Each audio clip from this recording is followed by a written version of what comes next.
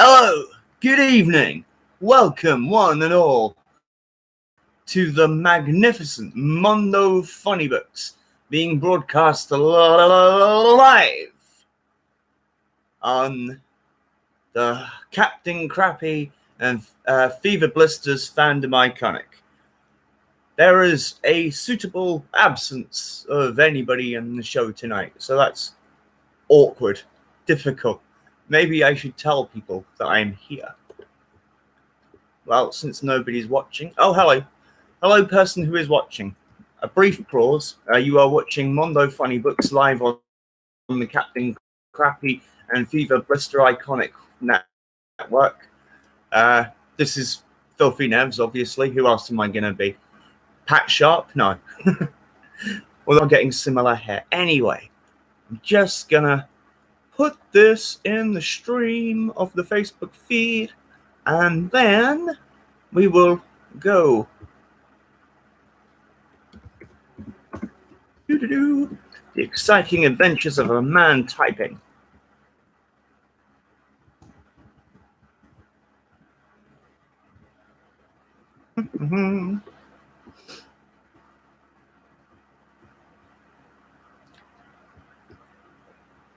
Right.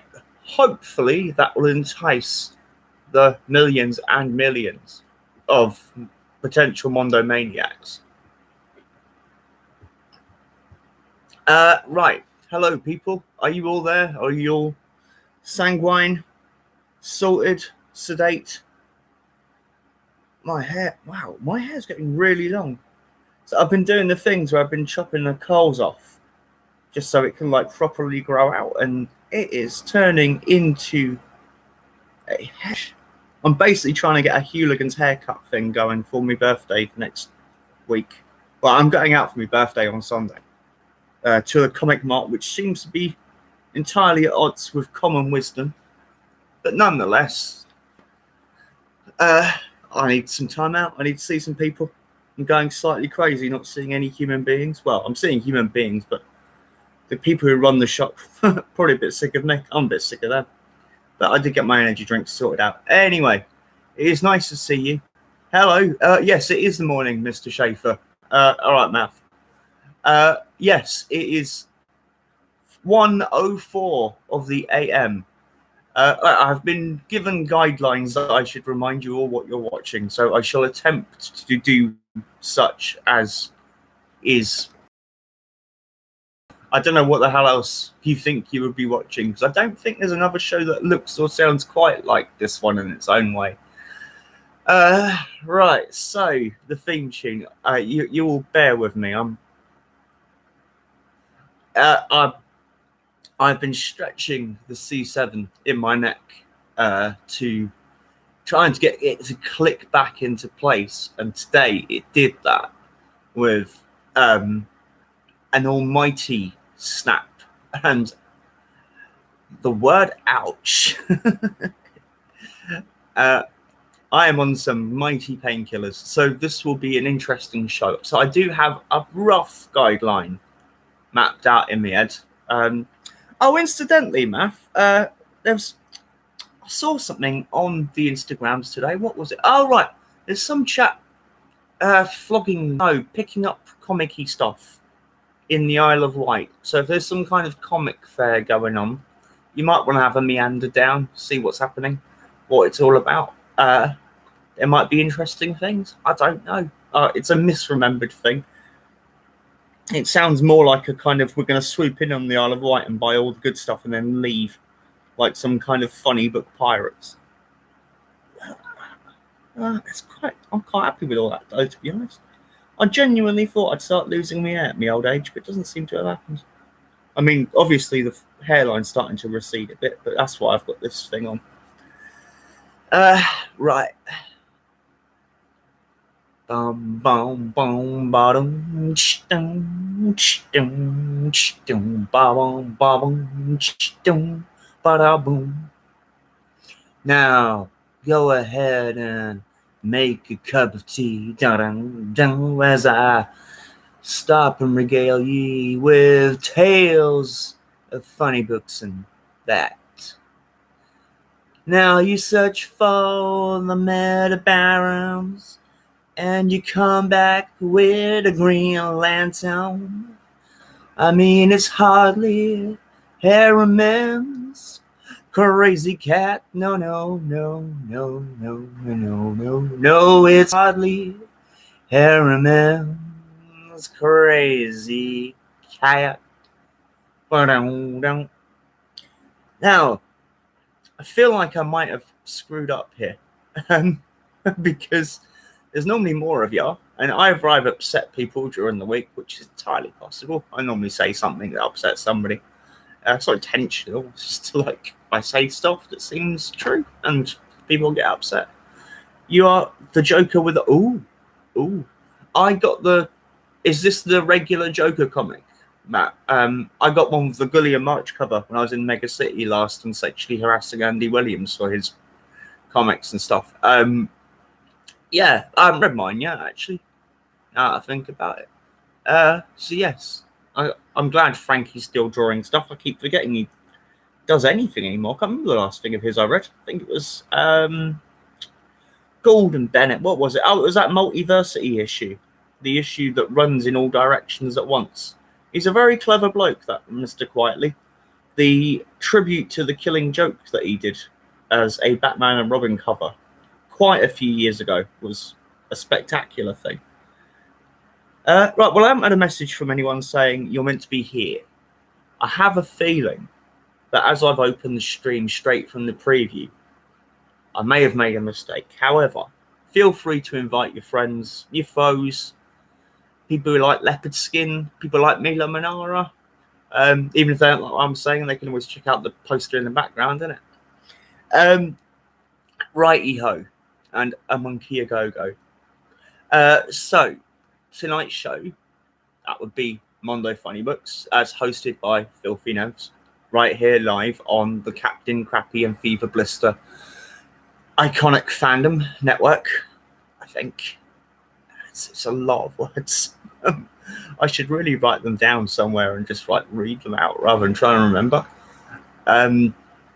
So the point of tonight's show is I am, as you may have ascertained from previous events, someone who is desperately attempting to entice new readers into the world of comics without them falling into the two main traps.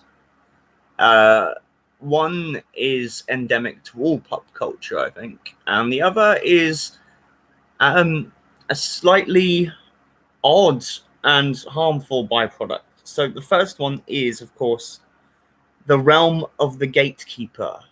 Been a couple of little outbursts of gatekeeping going on today on Facebook today. So actually, so the Gatekeeper, the person who claims to be the fountain of all knowledge. Now, I feel there's a lack of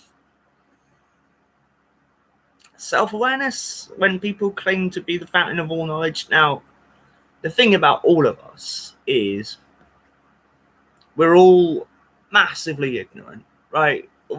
Okay, so if you, the great Charlie Brooker once postulated that if you believe that you are wise and possessed of a great deal of knowledge, simply ask yourself, what did everybody do yesterday?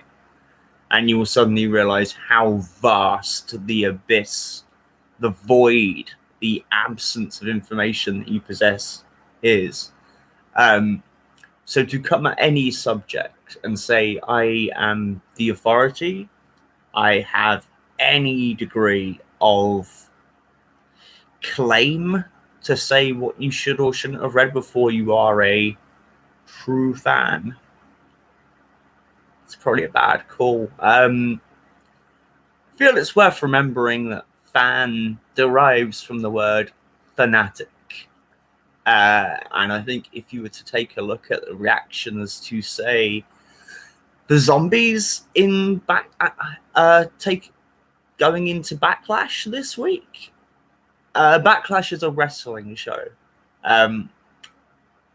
It's really hard to try and take wrestling seriously in that context. And the way you break down wrestling is you say, if you try throwing somebody to the ropes and they don't go along with it, ain't gonna happen, is it? So you're already working on the basis that the whole thing is a fiction, structured in an attempt to tell stories.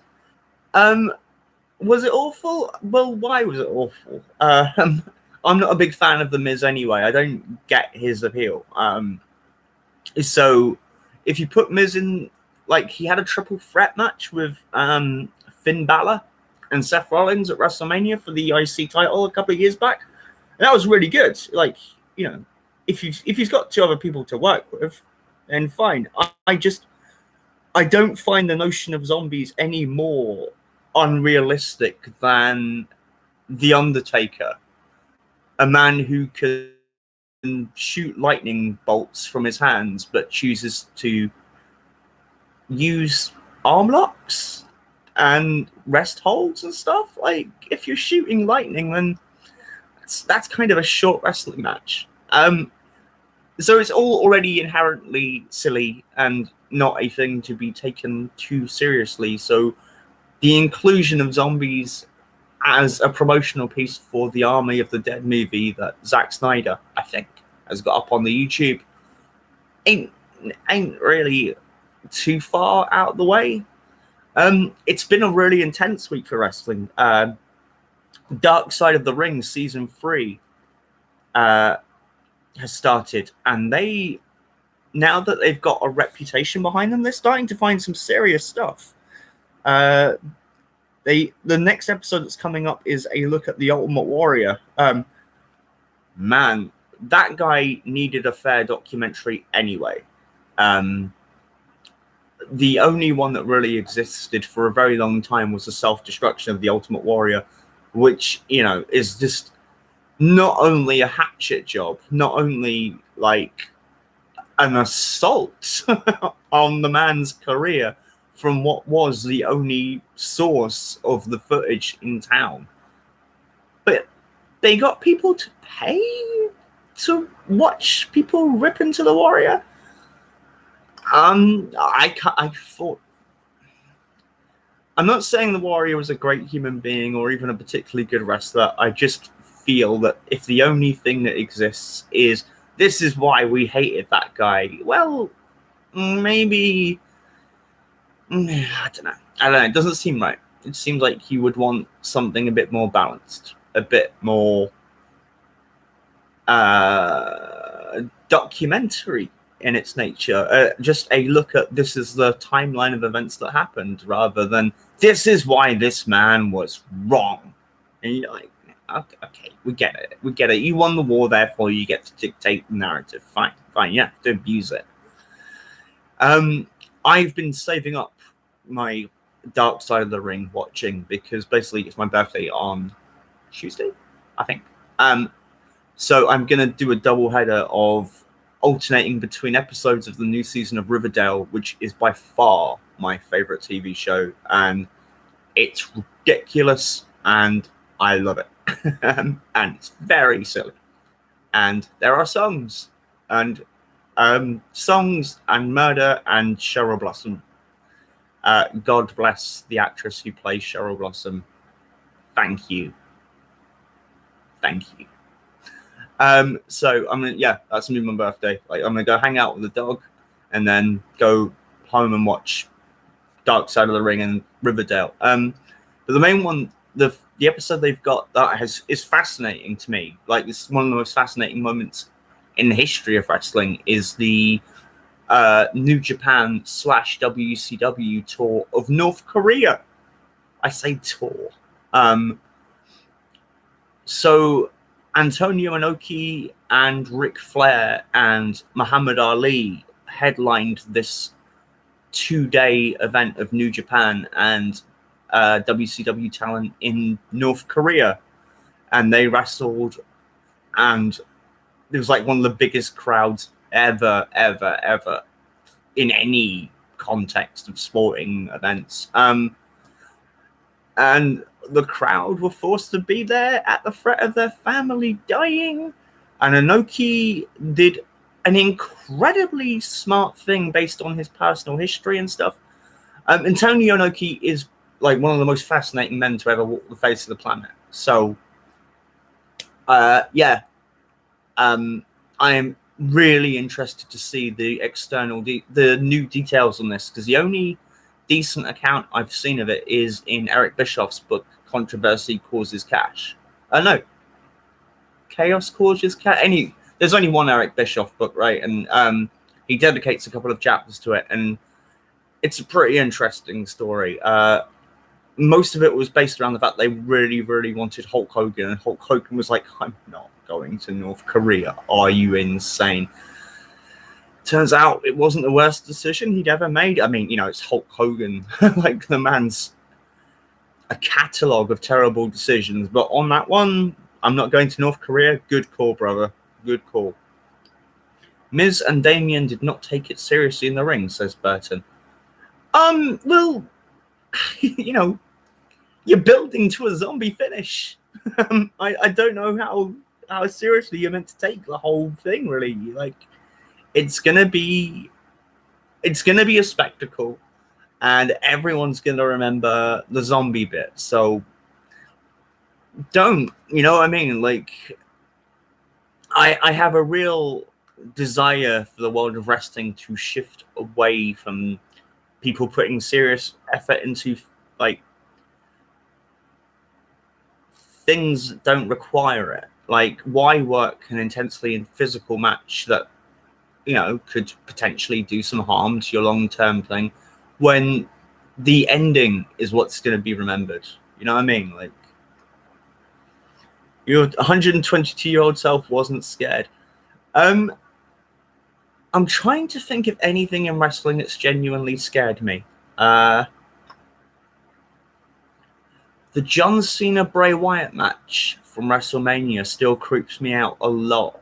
But also, I think a Firefly match. To me, that setup is the perfect thing that the WWE has needed for a very, very long time, which is a conscience, right? And Cena really put himself emotionally through that. Like, if you notice all the things that bring up, there's a lot of Cena's personal history that is invoked in there. And, the match starts with Bray Wyatt singing Nikki Bella's theme tune. They don't even broken up less than a year. So saying, oh, yeah, go there. Like, wow. Okay. Like, that's commitment. I've not always been John Cena's biggest fan, but I think that was the match that made me go, this guy's not the great, like, he's not my kind of wrestler. I kind of like the Tyler Blacks and the Prince Devitt's and the Kevin Steens and the El Ricos and the FMW guys, and Cena's too cookie cutter American. Hello, Elaine. The mum is here. The mum has arrived. Elaine, as you are aware, you are watching Mondo FunnyBooks. I am your host, Filthy Nevs, and we are here on the Captain Crappy and Fever Blister Fandom Iconic Network. I'm pretty sure that's the correct name. But if we could, I think there's a drinking game to be made out of how many variations of the title of this network can I make wrong. So yes, it's lovely to have you, Elaine. Thank you for being here. We are just discussing potentially frightening wrestling matches. I was recapping the Bray Wyatt and John Cena match, which is the most, it's not a word you get to say often in the medium of pro wrestling, but it's like this meta match. It's not even shot like a proper wrestling match. It's a series of short vignettes where it intercuts between stuff happening in the ring and pre-filmed footage, but the footage is all made up of alternate histories and backstage psychology stuff and stuff from the rumor mill.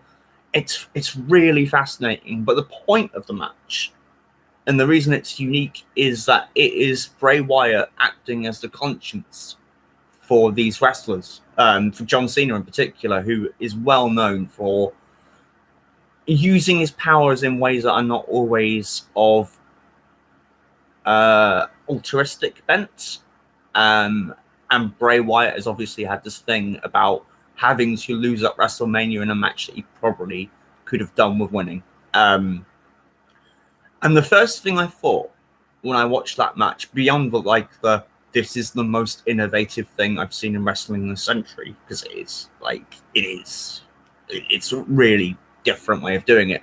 It's like, it seems a really weird thing to say, but it's like one of the most intriguing things about how the lack of live audience affected wrestling was the innovations that they had to take to create a thrilling show, because previously the audience were a lot more of a factor in dictating the pace and the storytelling, and not necessarily the result, but certainly where things would go in the future for particular wrestlers. And by not having that, it like the absence was really felt, but the decision to say, okay, well, we're going to try this because we have to do something.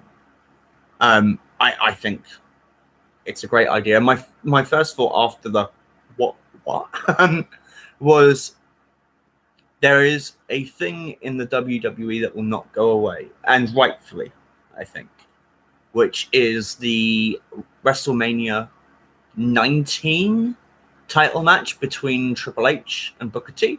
For those of you who don't know, Triple H was at that time like the uber rich snob, playing up the fact that he was genuinely married to the boss's daughter, like limousines, hanging out with Ric Flair, one of the greatest all time, like lovely long hair, and he had been on a tear, just taking out all the competition. Had genuine wins over The Rock and The Undertaker, and Stone Cold Steve Austin, yada yada. And Booker T was the next challenger, and it got, I'm not sure how to put this on this channel, it got contentious over certain phrases that that Triple H used, which he contends Booker T gave him, and a lot of it was about saying things like, you people are here to entertain, you're not meant to be world champion.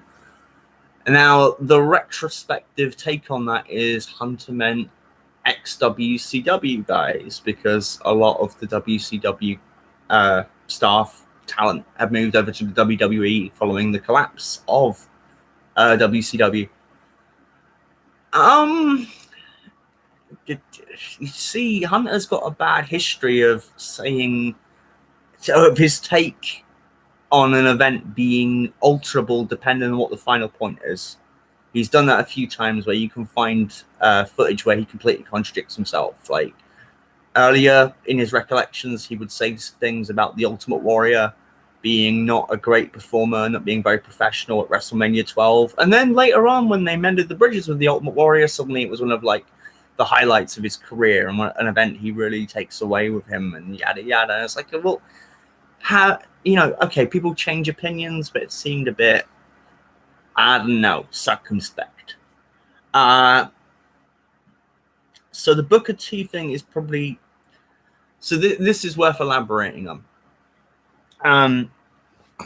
So the bad habit of Hunter is he'll hit his best mates with his finisher, or take like 3 of them to put them away. If he's in there with a Shawn Michaels or a Ric Flair, it's going to be 3 pedigrees, 3 of that face to the floor, because they are really good wrestlers. But if he doesn't get on with them, weirdly, one of his pedigrees will put them away. It's weird that. There's some weird correlation between Hunter not liking somebody and having the ability to put them away with his finisher with 1 attempt.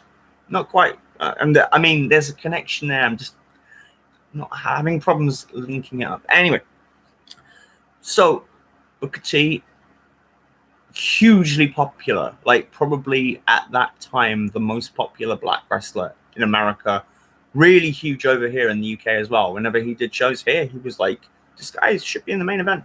Like, the crowd are saying, put this guy in the main event. They like him. They want him to fight good matches because he's a really charismatic bloke. Didn't happen. Same with Rob Van Dam. Didn't happen. Anyway, Hunter and Booker T have this match, and the whole build-up is basically the superior, aloof, pompous white guy taking on the street-smart, veteran black guy. And Hunter brings up Booker's criminal past. Like, but Booker got arrested for doing armed robbery and went to jail for a couple of years. It's a thing that happens. But weirdly, like, it seemed to be not so much this is the kind of person you are, but more of a like, is this the kind of person you would want as a world champion? Hello, Jets mess. Hello. Yeah, I feel I might have done the thing where I'm still playing with this. I'm still trying to work things out. I activated the stream from the setup from here rather than setting up a new one. So I thought it was easier, but if I've done it wrong, please admonish me or tell me to go to another stream. My bad. Anyway, so Hunter and Booker T have this match, and something really weird happens. Like, there's a ref bump, and then Hunter hits the pedigree, and then he takes a really long time to pin Booker. Like, there's maybe 20 seconds or so before he goes for the cover. And even after the 3, Booker ain't kicking out quickly. He's just like, I'm out. And it's like, you ain't just beaten this guy. You just buried him at WrestleMania. And it would be a recurring thing that if Hunter came back, the first thing he'd do is come back and beat a Booker T. And you're like, why? Yeah, like, what's the benefit of this to anyone? Especially Booker T, who, was over as Rover. So, I figure if you're going to have a conscience match, for want of a better phrase, a thing that recaps bad mistakes in history with the talent that's available, I really think Hunter needs to have that, because it keeps coming up. Like, whenever things in various Facebook groups go like, what's the worst result ever? It's like Hunter beating Booker T. It's like, it's the one that shouldn't have happened. And not only was it a bad call just in the terms of the talent, of really needing other people to be elevated to the top spot besides Hunter, where you have, because if you have one guy who beats everyone, where's the enticement to come back and watch it? So you always need credible challenges for the world heavyweight champion, right? So Booker T was one of those guys who should have been, and even if he couldn't have won that night, he should have been left looking like, a potential threat. Like, okay, you lost this night, but yeah. So that would be the scary one. So thank you for that particular delve, Burton. I had no idea any of that was going to come up. So, and then gatekeepers are in the way. And that's an obvious and almost redundant sentence, but it needs saying. It's one of my peeves with the worlds of fandom, is the desire to be the biggest fan. The desire to say, I have read these things and you haven't, and therefore I'm in charge. Why? Like, why? Where are you going with that? What's the end game? The biggest fan? I can say this genuinely. Ever since I was a kid, whenever I discovered a new cool thing, I did not have the instinct to have it as a badge of honor and say, oh, only I know about this. And if you're in the special club, we can talk about it. But if you're a noob, or you're a casual or a tourist, then you're not allowed to know unless you can do the special handshake. You're not in the club. You're like, all the things I like, all the comics I like, all the bands I like, all the wrestlers I like, all the burlesque dancers I like, I want to see them do well. Okay? And the key to them doing well is growing their audience in each avenue, right? You say like, hey, look, I have read this book. I think it's great. You should read it. And then someone else picks it up and they say, oh, this is really good. I'm going to go buy the next volumes. Not like, I've read this book, but you aren't cool enough to read it. Because one, what's cool, what color is cool, what does cool smell like. Please, like, quantify cool for me. It doesn't exist. It's an abstract concept, so therefore it should not be used to what's the word I'm looking for? It shouldn't be used to regulate anything. And even if you could quantify it, okay, fine. Who's in charge of that? Right?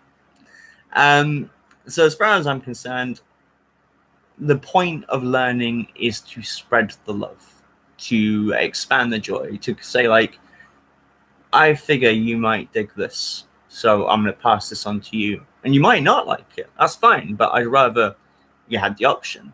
And if it's me who says, like, hey, check this out, and you get into it, awesome, good. I've kind of done what I think I'm on this planet for. Guys, how is this going? Because I know, I can see looking at the camera, I am quite delirious. So if I am not making sense, please butt in. Please say, like, do you have a point or something? There are a lot of likes going on, though, and we have more audience. So to recap, just for the sake of not being besmirched on this fine channel by the fine people who run it, you are watching Mondo FunnyBooks live with your host Filthy Nevs on the Captain Crappy and Miss Fever Blisters fandom iconic network. So I'm going to tell you the trick I did there.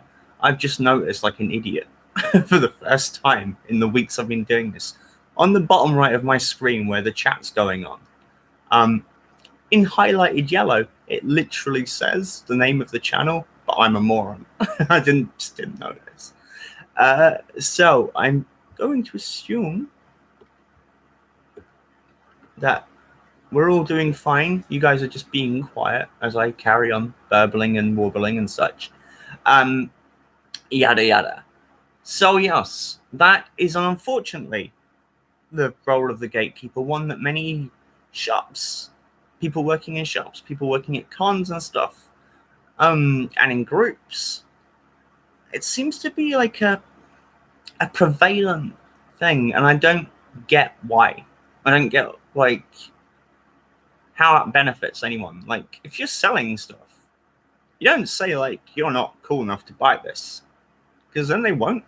Like, were you in the wrong video earlier? Badash, it may be that I have set this up wrongly. So let's just go with, this is where we are now. If this is something I should have done differently, we'll talk about it after the show, and I will endeavor to do things differently next time. But for now, unless I get something from the super head honchos and say, hey, look, shift the thing, we're going to be here. All right. So the gatekeepers are bad. The gatekeepers are terrible, terrible people. So we will get to the flippers later, but thanks, Matt. I appreciate that you are also up at an obscene hour, so you have special heckle leniency and amnesty on my clapbacks to your heckles. You may heckle with impunity. So there. And also, I know that, like, that diffuses it. Like, it's such a easy trick. It's like you can say whatever you want, and I'm like, oh, then I can't think of anything because now it's all okay. Oh no. You won't though. You won't. Like, Matthew has just said, I will abuse my power, and I promise you, now that you have free reign, you won't. It's option paralysis. It works every single time. And also, you like me at the moment because I told you about your thing going on. So, on the virtue of not being a gatekeeper, such a badass asked me the other night on one of the numerous things that go on. It's a really good question, and it touches on something that comes up a lot in my life, which is, if you are somebody who is interested in the form of comics, where do you start? And it's a perfectly reasonable and legitimate question, because you are dealing with a medium that has a significant amount of output from pretty much every country in the world. Like, as I said, anyone who says they're an expert in this, they're lying, because you can't be.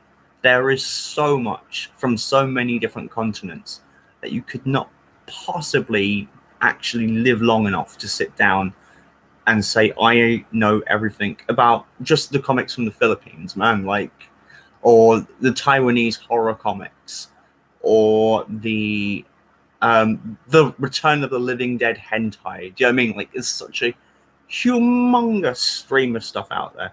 So you cannot be a real expert because your life is not long enough. You can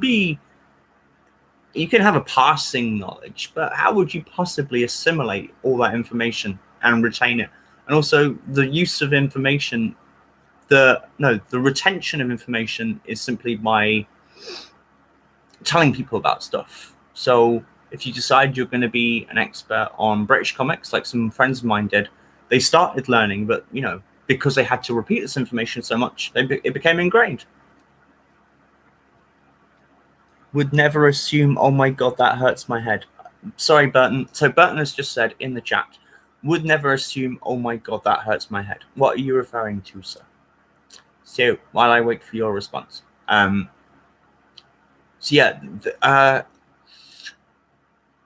tell them to shop at Gosh for a year on the ground floor before going downstairs and discovering American comics. I'm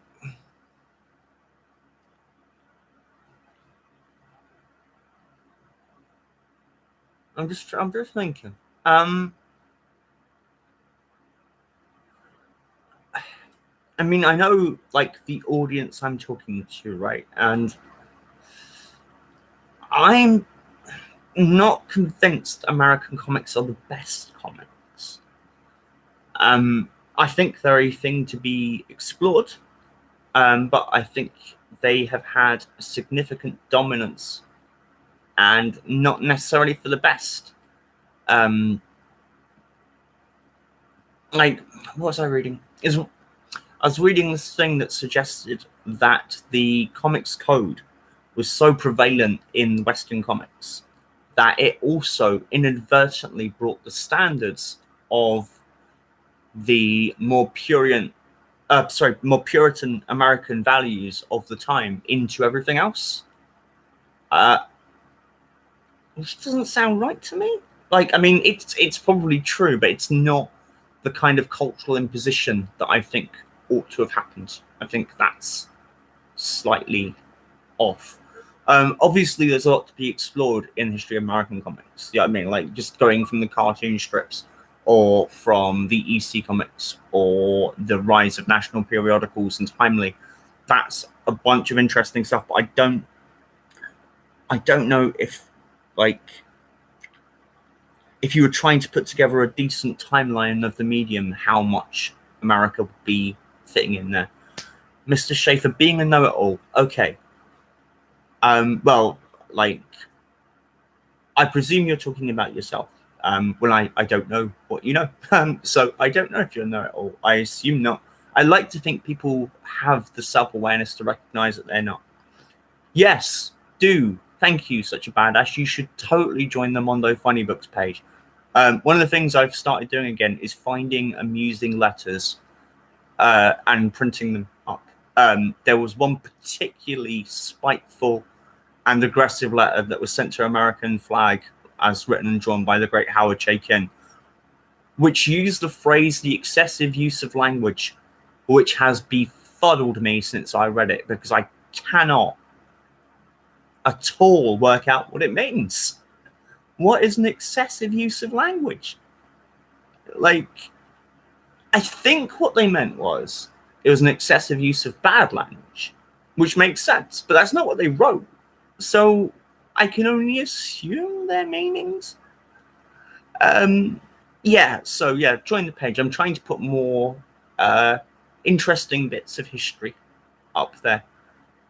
It's not really a place you go to for, like, the top 5 superheroes or the top 8 greatest moments from the 80s or something, because everyone else does that. And it's a subjective thing, and it's an easy trick to say, like, oh, number 1 is Spider-Man. Spider-Man is the best hero. And then you'll get like 50,000 Batman guys coming to the page saying, actually, I think you'll find Batman is the best hero. And then you generate lots of clicks. And it's like, okay, I get it. I get it. It generates traffic, but ultimately it's all subjective opinion, isn't it? So there ain't a best, because that's, again, not a thing that can be measured. So, sorry, hair's itching. That's weird. Right. So if you were to introduce people, well, here's how I used to do it. I used to assume you were smart if you came in, right? And again, I made a whole thing of having a comic shop that didn't look like a comic shop. It looked like a shop that happened to sell comics, which are two very different things. One of the things that came out of the direct market in the 80s was the Clubhouse comic shop, which is a really good phrase that somebody else came up with, and I think it was Darwin Cook. I wouldn't swear to it. But the comic shop that is for gentlemen of a certain age, with content of a certain prestige, and a severe boys' clubhouse only attitude, where we don't want any children, we don't want any women, we just want to genuflect over these 1970s vintage copies of Marvel Triple Action or some shit, and you're like, who cares? Like that's such a little elitist little clique of, you know, you've got to know your onions and you've got to join the stuff, and you're like, yeah, okay, right, fine.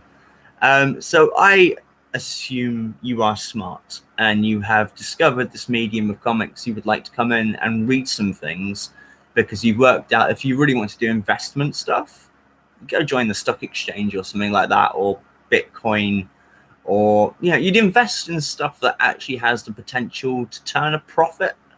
And comics don't do that.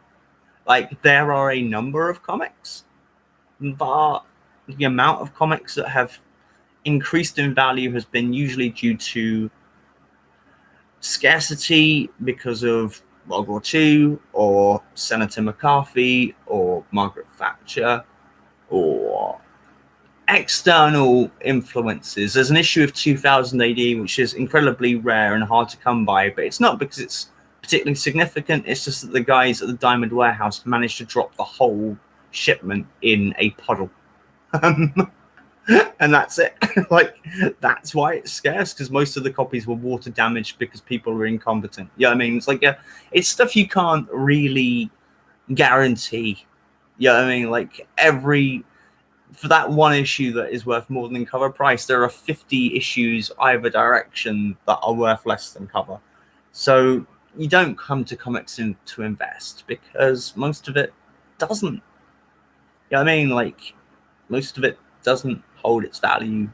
And if it does, it's to a very small audience of people, and the people who would buy it will haggle you down. So don't do that. Don't get into comics for investment. There are much better ways of turning over your money and getting interest out of it. Like, you know, you can have 100 comics, which might do something. We can get some Bitcoin, which doesn't take any space in your house. And I know nothing about Bitcoin. I'm sure, like, I've got an ex who watches this show regularly, who is really into this stuff. I'm sure she's screaming blue murder at me, but I would make a fairly educated guess that investing in something like cryptocurrency is a better bet than investing in comics. Just don't, because the amount of stuff that actually is worth something after publication is so tiny compared to the amount of stuff that comes out. It's extremely hard to predict anyway. Like the whole Batman Fortnite thing that's been kicking off, okay, that didn't even start to get any heat until the Monday before it shipped. So nobody knew. Like, there's no way of investing smartly because there are too many variables involved. You know, for every Batman Fortnite, there's a Marvel Nemesis, Rise of the Imperfects, or a Rival Schools comic, or no end of Street Fighter 2 comics. The comics industry has been trying to jump on the coattails of video games for decades. This is the one that happened to do it, but there's no guarantee that the next issue or the next thing will turn it over. Okay, so it ain't worth the effort. And to be honest, the guys who do come in and have turned comics into a flipping exercise, as in buying purely to turn over, really have damaged the comics industry quite badly. And actually, that does warrant some elaboration. So ad-libbing a bit. Here's the problem with flippers. Here's the damage they have done long term. Okay. Used to be comics would be sold on their content, right? And they would be sold in newsstands, and they would have to compete with everything. So if your new issue of Mad was out on the newsstands, it was competing with Time and Life and the newspapers and Ebony and National Geographic and the National Enquirer and everything else. It had to stand out and be that strong. That wins, right? So you had to have a really strong cover, and you had to have a standalone thing that could be read and be a unit of entertainment and in of itself, right? And that's the peak of comics for me, is when that stuff was happening, when you were having to be that good consistently. You had to hire people who had that degree of graphic design or of literary value, who could, you could safely say, we're going to put Vault of Terror up on the newsagents and it will be strong enough to survive, right? And it did. In a really long period of time, EC Comics were the best-selling comics in America. And then they brought in the comic code to basically... Anyway, that's a different story for a different time. And then when comics started becoming a investable thing, what happened was the sacrifice of the content for the event, right? So nobody really cares about Amazing Spider-Man 251. It's a comic that existed. Amazing Spider-Man 252 is significant because it's the first appearance of the black costume in an issue of Amazing Spider-Man. So there's a difference of maybe tens or hundreds of dollars between the two comics, which are by the same creators, by the way. It's just one has a particular event in it.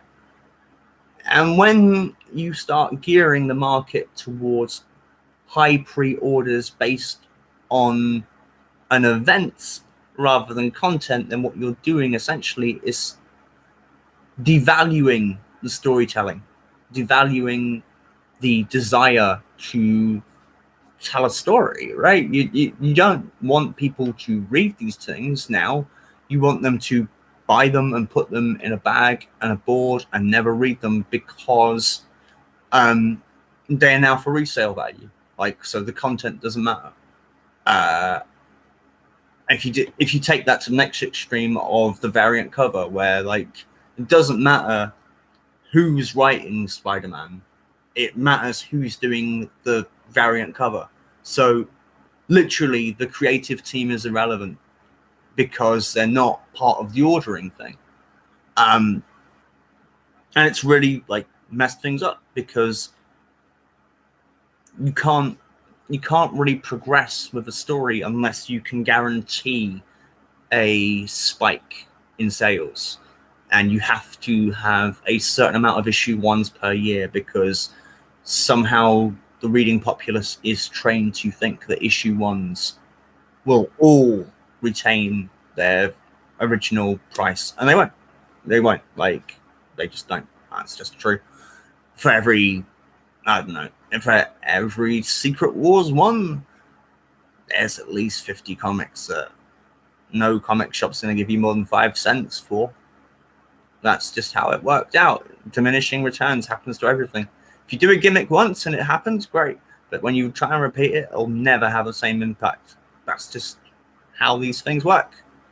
The only gimmick you can ever replicate is a good story. If you just go we're going to tell a good story with really good art, it tends to work 100% of the time, even if it doesn't sell out the first time. Nobody bought Sandman for the first few issues, and then people were reading it, and they would tell their friends, hey, this is worth reading. then Sandman became like one of DC's biggest comics. And the gimmick was, there's a good story in this. So we have increased significantly in our numbers, which is surprising to me. Oh no, we lost one. Okay, as soon as I said it, it's like, oh, we have someone new. Oh wait, they've run away. So maybe I shouldn't say it because it's like some kind of curse. So, ladies and gentlemen, to recap, we are on the Captain Crappier Miss Fever Blisters Fandom Iconic Network. I am Filthy Nevs and you're watching Mondo FunnyBooks. I realize I have spoken at great length and I would kind of like to involve you guys. I would like to know what you think about this stuff. Do you have any experience of it? Am I wrong? So what I've started doing with the Friday night shows is this is my dress rehearsal for the Mondo Murder Party shows, where I kind of throw together ideas and then watch back this and go, you need to lose that bit, but that needs elaborating on. So I want to make this more of a collective thing. Like this would be a really long TED talk, but with a kind of like, tell us why you think this or justify this, because I will happily go off on my own tangent. And I've been feeling maybe I don't necessarily need to be the guy on the pedestal.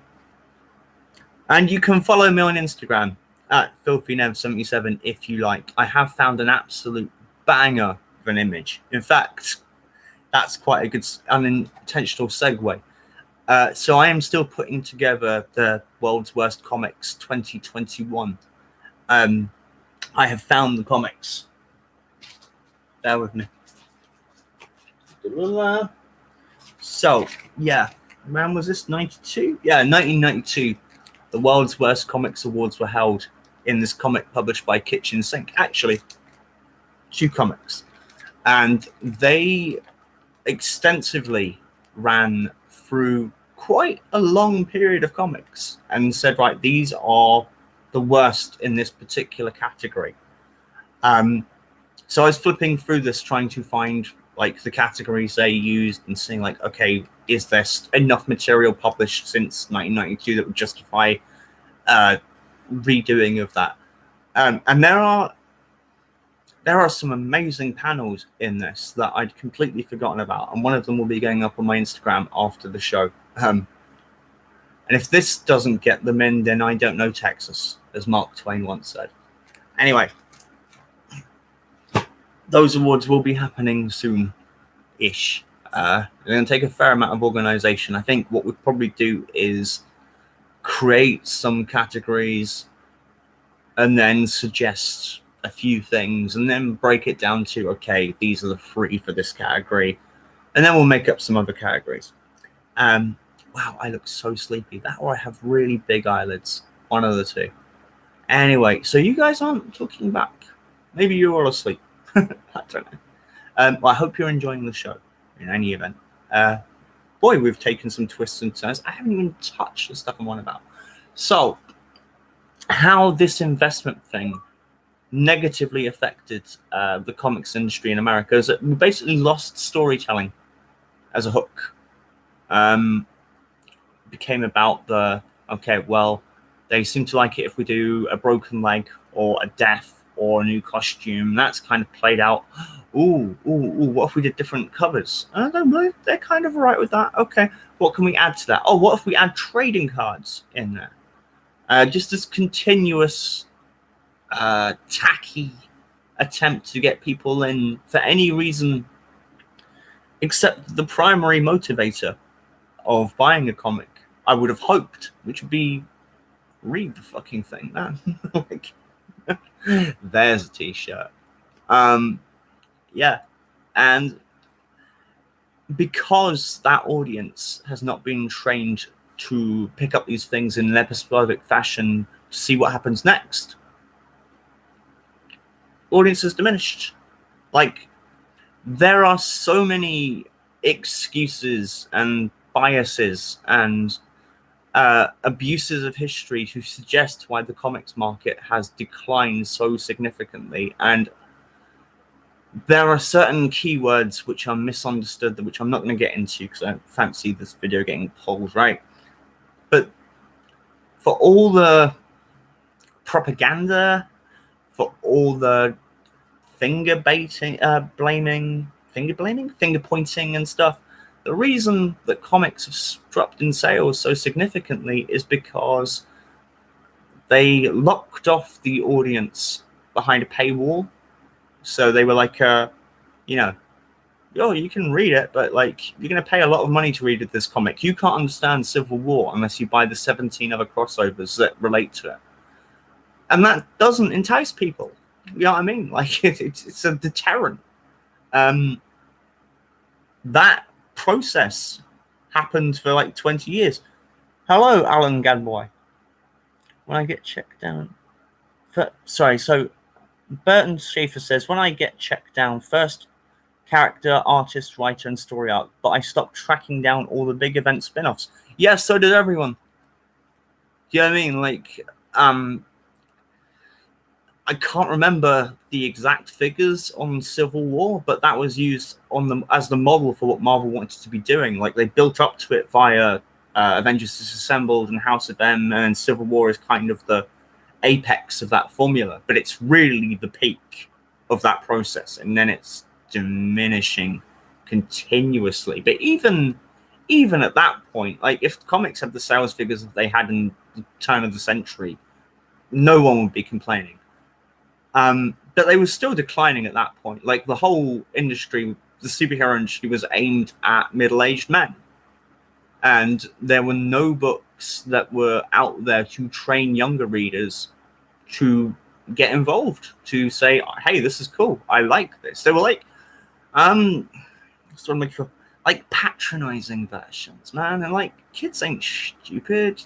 Kids don't want to hear that they're kids. They want to think that they're fully responsible, sentient beings, and they want things aimed at them. It doesn't mean that you have to like treat them like they're on the Teletubbies or something, you know. Just write something that's appropriate to them, because it does work. It's the great lie, like, that kids do not buy comics in the 21st century. They do. If you ever look at like the sales figures for something like Diary of a Wimpy Kid or Amulet, it will put all of your Marvels and DCs to absolute shame without even trying. But so like the whole, oh, it's because kids are on the internet or they're on Xbox or they don't read. It's like, no, none of those things. It's just the material and the formula and the venues for the superhero stuff are completely opposite to what kids seem to want today. So if you're not gearing that stuff towards what the kids want, then you've just got this diminished audience who aren't happy anyway, because they're freaking out because Iceman is gay, but he's not actually that Iceman. He's Iceman from another dimension, but oh my god, end of the world. Or Kamala Khan exists because apparently Muslim women can't be superheroes, and that's terrible, and that's pandering. I don't know how it's pandering. It's like there are other demographics who have money. Maybe we should make characters aimed at them, because people like seeing people like themselves in comics. It ain't like rocket science. It's just like here are groups of people with money, create products to appeal to them. If that's pandering, I don't know what basic writing is, you know? So yeah, I'm really opposed to all the fake history of the like, oh, comics are failing because of these reasons. Like, no, it ain't. Just go look this stuff up. Go chart the process of the history of comics and decline of sales figures once the direct market became the major ordering power in this stuff, because that's when it all goes wrong, and you can track it. And it ain't something that happened because woke. It's things that happened because the publishers didn't know what they were selling their product to, who they were selling their product to anymore. Ain't rocket science. Just, think these things through. So we have established that you, the intelligent reader, have walked into the realm of the physical comic shop. And some of this stuff looks interesting, but as an adult, you don't want the Avengers. You don't want Batman because you're an adult, and that stuff should be for the kids. Because if you're reading a Batman comic that's aimed at an adult, something's gone wrong. Like, you know what I mean? Like Mickey Mouse has a spin-off called Runaway Brain, which is one of my favorite things. But you know what? You go into the Disney store, Runaway Brain ain't next to the other Mickey Mouse stuff, because you shouldn't get the two concepts confused. Like, It's like there shouldn't be an adult and a kid-friendly Mickey Mouse. You just have Mickey Mouse, and then you have a different part of the shop where you go like, okay, do you want to see this? Like, because this is kind of cool. But you don't like it. Again, it ain't. You just have to think this stuff through. You have to go like, who is this for?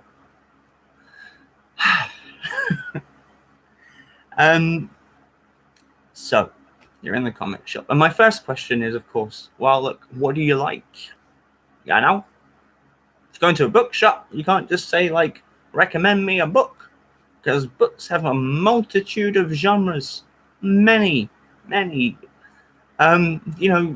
books about everything. So you can't just say to the poor person at Barnes & Noble or Waterstone, hey, you, I would like a book that entertains me. You have to give people more information than that to start with. So, okay, well, the simplest thing is you break things down to genres. Like, do you like horror? Do you like autobiographies? Do you like crime? Do you like romance? Do you like books about knitting? I don't know, because like all of these things are covered in comics, by the way.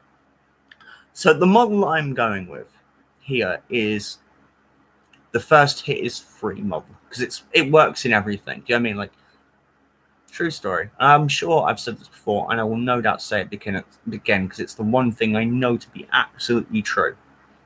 If you really want to understand comics, if you really want to understand the structure and the hierarchy and the business model and the nature of distribution and how the customers work, you should watch The Wire.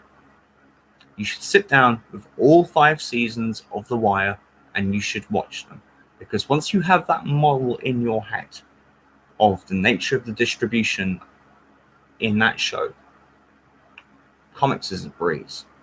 Because comics fits that exact model. And I'm not going to go into it into too much detail, because that would mean you have no reason to watch The Wire, and I would highly recommend you do so.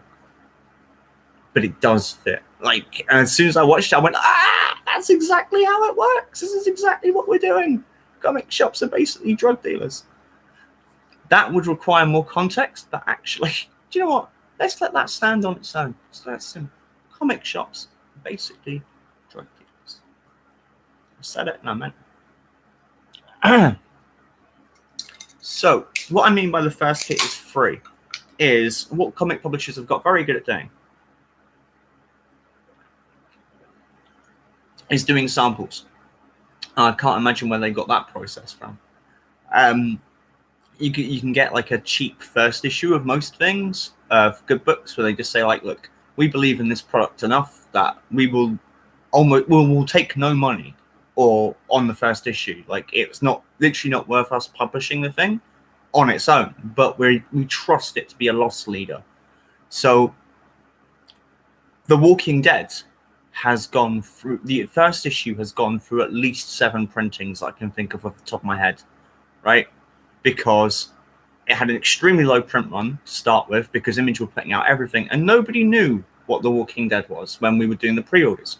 No idea. There's nothing to discern it from any other 20 Image books coming out that month, right?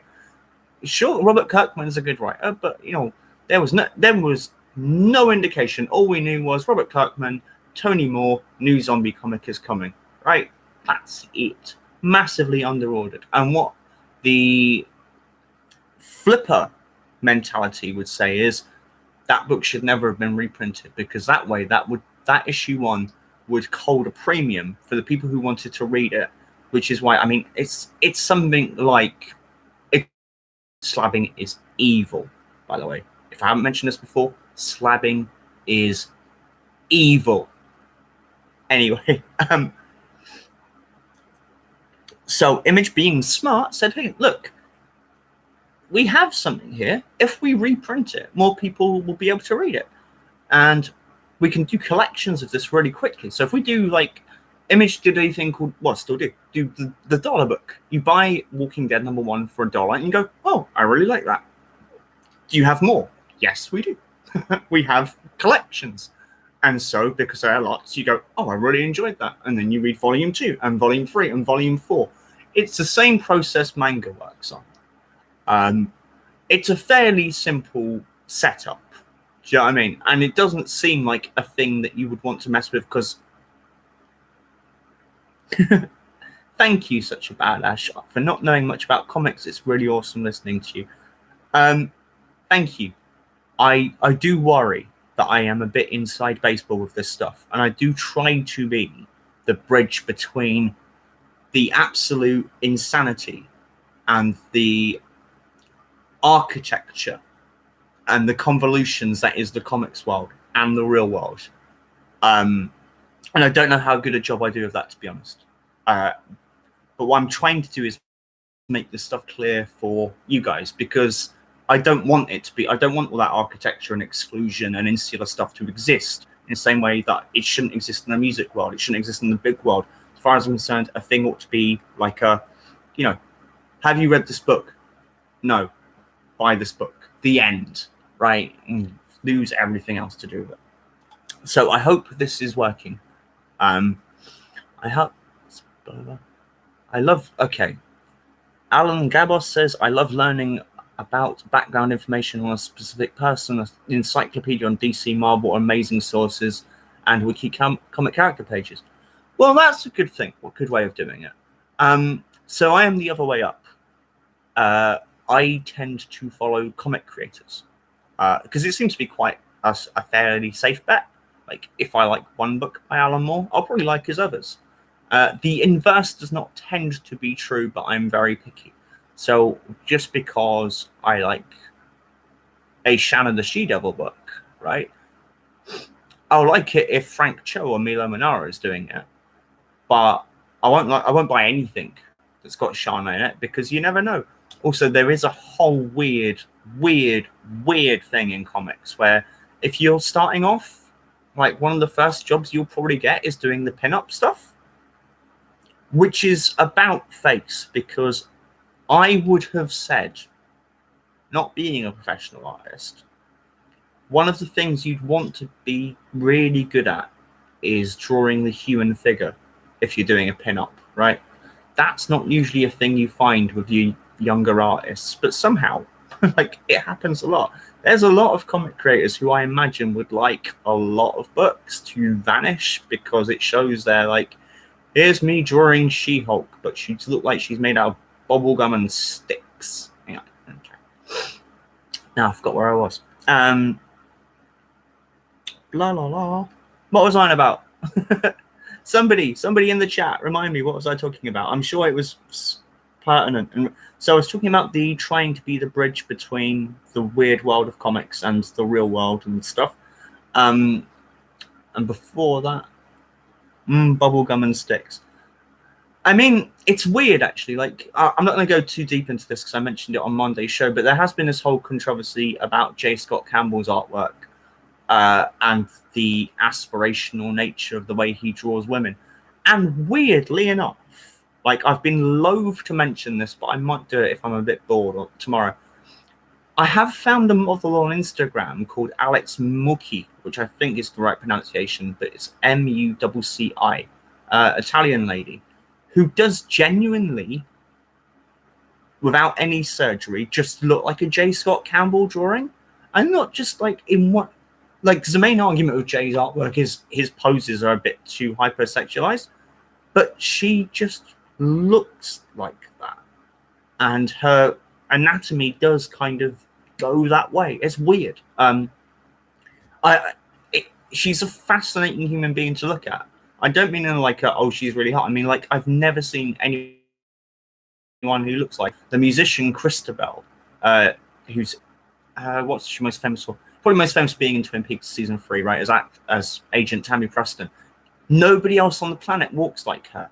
It's like why? What's going on? I don't get it. Anyway, so what I want to do is break off on the prelude, because we've now had an hour and 10 minutes of prelude, and say to you, okay, you, adult, have come into the comic shop. You would like to buy some good things. Now, I have my pantheon, and this is my tip for anyone who works in a comic shop or a record shop or stuff.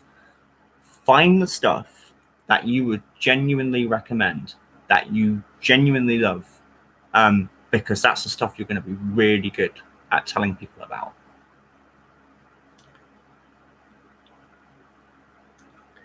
So Alan adds, then decide which characters are in close contacts. Bob Kane said if you like Batman, you will like Superman.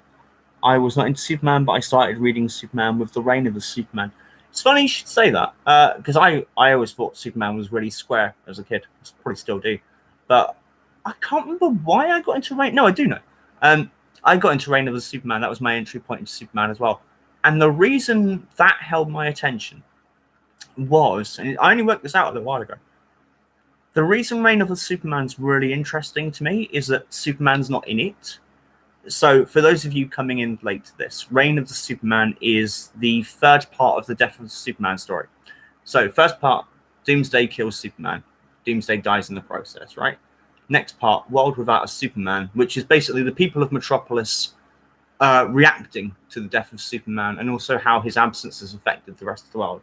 And the third part is Reign of the Superman by Happenstance. 4 very different people. Superboy, who is literally a leather jacket wearing teenager, claims to be Superman. There's the cyborg Superman, which looks like the Terminator crossed with Superman. There's the Eradicator, who is based on the original teachings of Krypton, very harsh, very strict. And there's John Henry Irons, who is a black guy in a suit of armor whose life Superman saved. And they all, to varying degrees, believe that they are the successor to Superman, whether spiritually or actually are Superman. And Reign of the Superman covers them, like what they get up to and how we get to the return of Superman. Like, that's not a spoiler. I mean, it's like a 20-year-old story. But yeah, so that thing that kept me going with Reign of the Superman is, like, Superman's not in it. Like, I really like Bibbo, I really like Jimmy Olsen, I really like Lana Lang and Perry White and John Henry Irons. Those guys are great. I would read a comic all day long about them. Like, Superman's pal, Jimmy Olsen, by the way, I only just started reading it. Stories by Steve Lieber. It is fantastic. But Superman stories are boring. There's maybe 5 really good ones. 3 of them by Alan Moore. I know, I'm gonna get lynched. Hello, Mr. Buddy Harvey. Man, you missed all the wrestling stuff. I did 40 minutes on Booker T and Triple H and Bray Wyatt and John Cena. I'm a big fan of the Buddy Harvey show. I have to say, he is another person on the Captain Crappy and Miss Fever Blisters fandom iconic. It's all right, buddy. You don't have to apologize. I'm not taking a register. I know you can just go back and watch the wrestling stuff ever.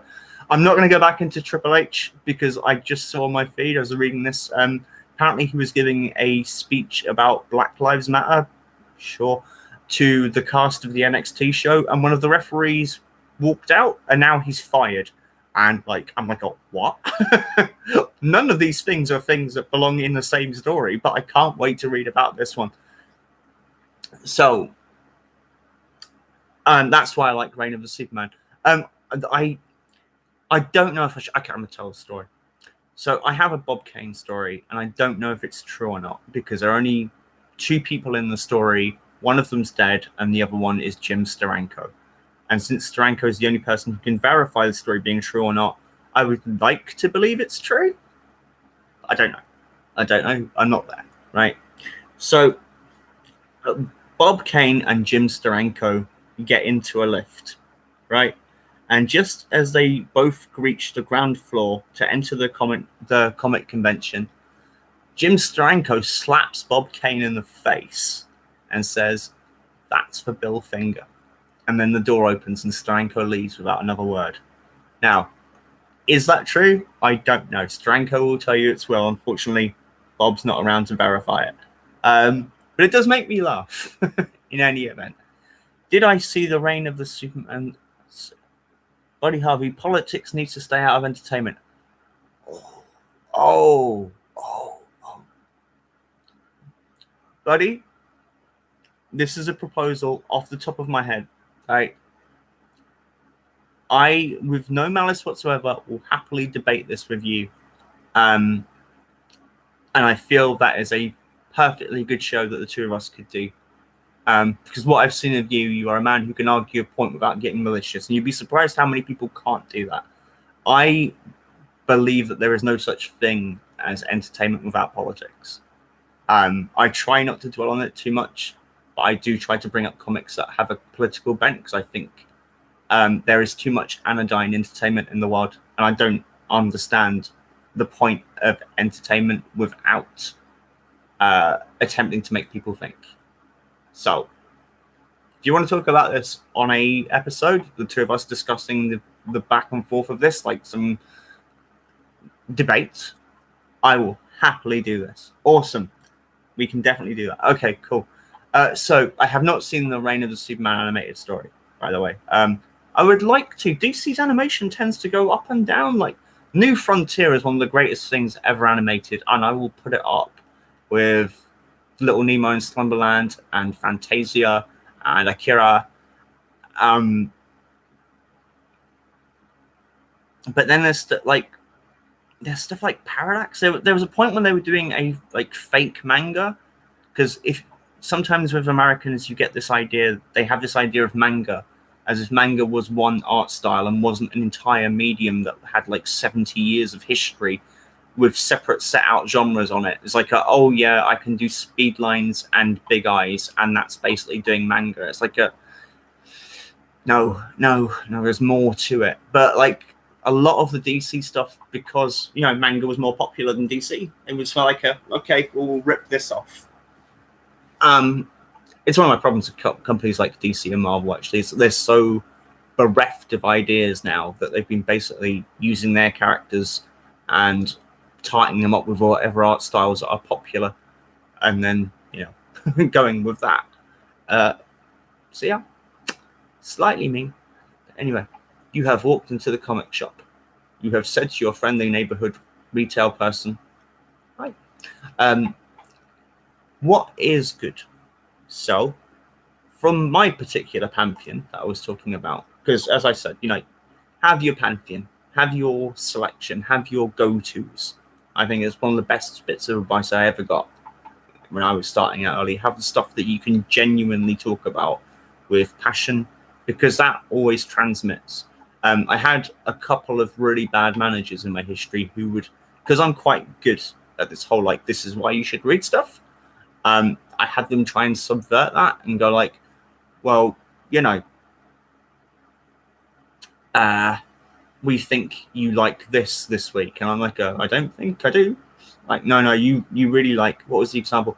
Oh yeah, you really like Witchblade manga. I'm well, I haven't read it. So that's going to be a difficult one. No, but you can sell it. I'm well, yeah, but the secret of me selling stuff is being for real. Well, hang on, what's Alan just said? That would be you both in the same show with Buddy. It's a YouTube crossover on here. Dang, that would be epic. No stone garbage there. I don't know what stone garbage is, but it's my new favorite phrase. Please tell me what stone garbage is, Alan. So we're waiting on that. The first book, and it's my new favorite thing. I found it on Tumblr about a year ago and got extremely excited about it. And then my local favorite comic shop said, we have copies. I got, what? So I have to get this. So this is basically my early birthday present to myself. This is the morally reprehensible, and it's just great. So when people think of manga, this is probably the kind of stuff they think of, even they don't have the exact title. But this is Chainsaw Man, and it is the absolute tits. So the setup is, there's a lad whose dad killed himself owing a lot of money, right?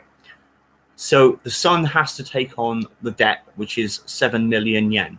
And basically, he has to take anything that comes along, whether it's eating cigarettes for 100 yen and wearing the clothes of dead people, to quote John Spencer, to killing demons and stuff. And he has his little mate, Pokita, who accompanies him all these things. So he is a devil hunter, and that's his income, sort of. He passes on this stuff and makes money that way. And then the gangsters who own the debt suddenly decide, you know what? We don't want the devils hunted. We want the power of the devils, so we made a deal with them. We're selling them the devil hunters, and that includes you. And then zombies happen. It is graphic, violent, sexually unnecessary, bloody, gore. Okay, so I should have actually checked this a bit more thoroughly. So I should have checked the page that. Okay, it's just full on, man. Like, this is in my head. If you've seen the film Cranked with Jason Statham, this is all like that. Oh god, okay, what can I put on that isn't going to get the whole channel shut down? I have seen the comments. Rather than stopping what I'm doing to answer each one, I'm going to let them build up a bit, and then I'll come back, because it looks like filth. Like, okay, just the composition of the panel that this finger is on is just beautiful. It's like, it's one of the things that people don't get about manga. It's not speed lines. It's capturing the motion at the most dynamic point possible. And obviously they've got decades of that. So this would be my first and fairly accessible recommendation of Chainsaw Man. And again, the good thing with manga is what they tend to do is they serialize it in various anthologies first, and the stuff that's popular, put it out in a book form. And like, it doesn't matter what printing this is, right? That's the cool thing. This isn't an investment item. You just buy it, and it's how much? This is $10. That's it. It's volume 1, and you know what? When you finished it, you just go and buy volume 2, and you just keep doing that until the story finishes. So that's another really good thing manga does. It finishes. It has an end, which means there's some kind of point. So with that said, stone cold garbage, stone cold garbage, stone cold garbage. So this is your catchphrase. Okay, cool. I can work with that. All right. Next up, Jeff Darrow is too good for comics, right? Probably most famous to you guys for doing design work on The Matrix. When the Wachowskis hit it big with The Matrix, one of the things they wanted to do was have their own comic line. And since they had Steve Skrow previously of Amazing Spider-Man and Wolverine as a designer, and Jeff Darrow of Big Guy and Rusty the Boy Robot and Hardboiled, they went like, do you guys want to do some comics? And they went, yeah. So the guys did some comics, and one of them was Shaolin Cowboy. Jeff Darrow is a machine. This is not the infamous miniseries that got me into trouble a few times, but this is the Dark Horse series, Who Will Stop the Rain. This camera is not good enough for this art. Jeff is one of the most intricate, insane. Like, look at the art on that. It's so beautiful. Jeff draws, as I've mentioned before, an insane amount of background detail, like whole tableaus of stuff. So the infamous miniseries that got everyone into trouble was, this is the story, and it took 4 issues to do, right? The Shaolin Cowboy is on one end of the Grand Canyon, and he looks down onto the Grand Canyon, and he sees the Grand Canyon is filled with zombies, right? So he gets a very long bit of rope, and he puts one chainsaw on one end, one chainsaw on the other. He starts spinning it over his head, and he walks and fights his way through the Grand Canyon, decapitating and dismembering zombies until he gets to the other end, at which point he is murdered by a zombie. That is the whole story. It takes over 4 issues, but Jeff puts so much detail into every element of that. It's beautiful. Okay, so Alan has said most comics are just modern version of William Shakespeare and Greek literature. Well, I'd question the use of the word just, because it sounds like you're trying to be diminishing. Most things are derivations of older literature. Do you know what I mean? Like, there's only so many human interactions that exist that you can document in fictional form. So yeah, comics are takes on Shakespeare. Shakespeare wasn't original. Shakespeare was ripping from Commedia dell'arte. Yeah, I mean, it's a process. It's a storytelling form. I would rather read a comic than watch most Shakespeare. Yeah, tragedies. Was it tragedy? There are 7 stories, is the theory.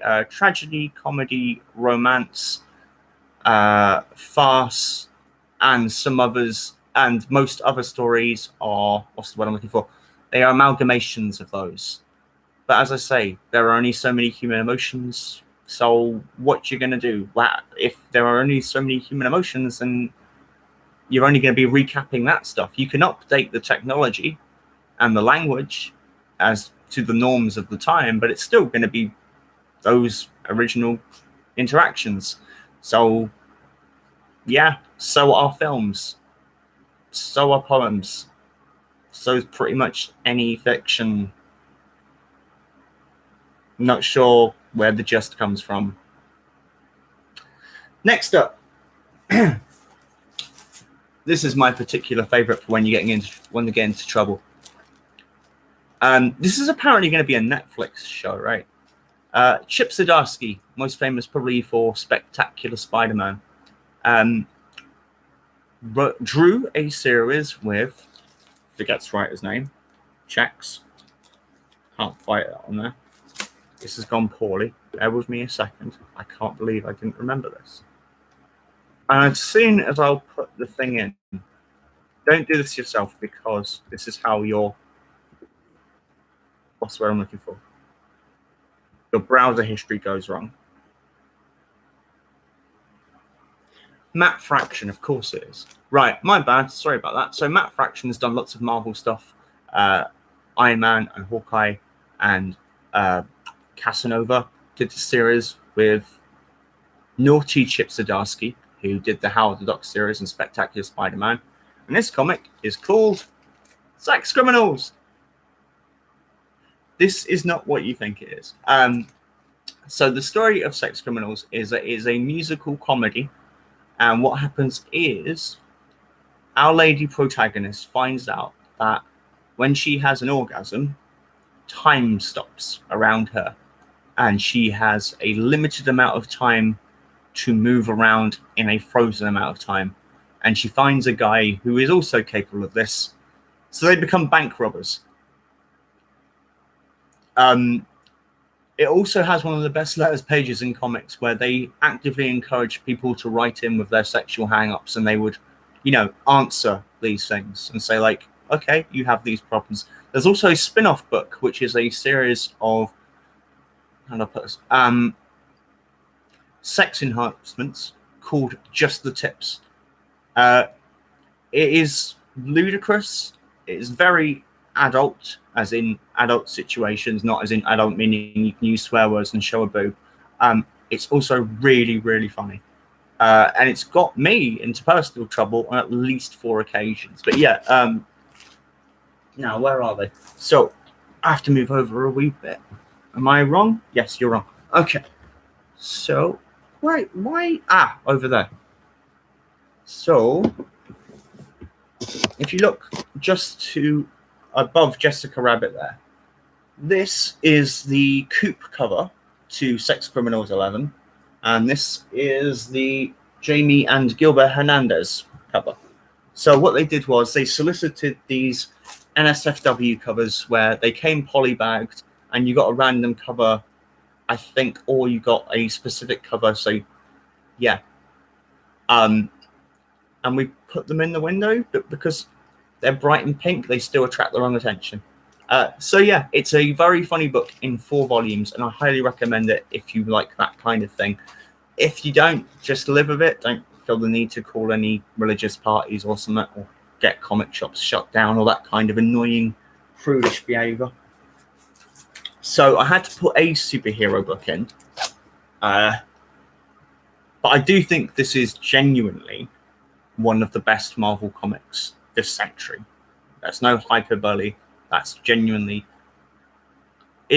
No, it is not in black and white at all. It's in full glorious color.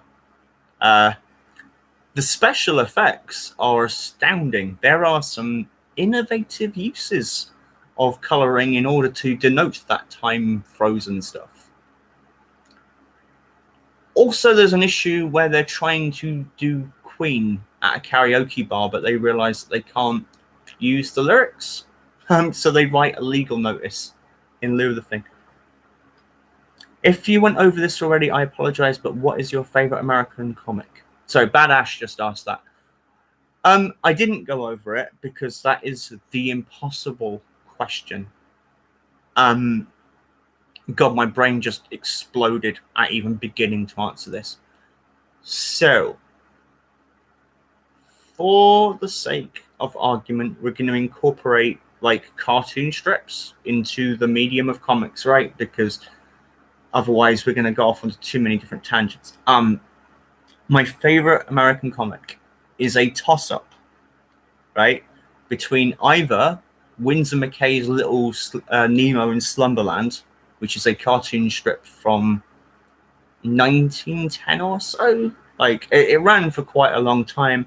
It was a musical, it was a cartoon, it was a couple of video games. It is about a boy, and what happens is he falls asleep and he dreams. And it was just like, you can find every innovation that has been done in American comics over the last century in those cartoon strips. The pages would have different formats. There would be strips that were like 3 panels along that big, or there would be a whole Sunday supplement that long. It would be whole worlds. And nobody had done that before Windsor. Like, no one. And things like The Yellow Kid or Gasoline Alley were just some kids knocking about on a street or something. Like, even Mickey Mouse, when like he got on a boat and stuff, but there wasn't a whole fully realized world that McKay brought just out of his imagination. Because again, no one had done it. He's also the guy who makes, I can't remember what it's called, but it's a very, very famous first bit of film footage. And like, he's one of the first people to literally make an animated film. And it's the footage of the train coming towards the screen. And because nobody knew what the fuck they were looking at, they thought it was a real train. So they went running from this thing they thought they were real, because Windsor did such a good job in like 1911 or something, mind, of a train coming towards people. So it's either that Little Nemo in Slumberland, or, and again, this is all because it's not technically a comic. So when the Great Wharton hearings happened, basically the Comics Code happened, and the Comics Code is one of the most cowardly documents ever written, because it's essentially written to put EC Comics out of business. And it has particularly specific language like you can't use terror or crime or such in a title, at the point where the biggest selling titles from EC were things like Crime Stories or Vault of Terror. Like, it's really obvious in retrospect what they were doing. They were cutting down the biggest publisher.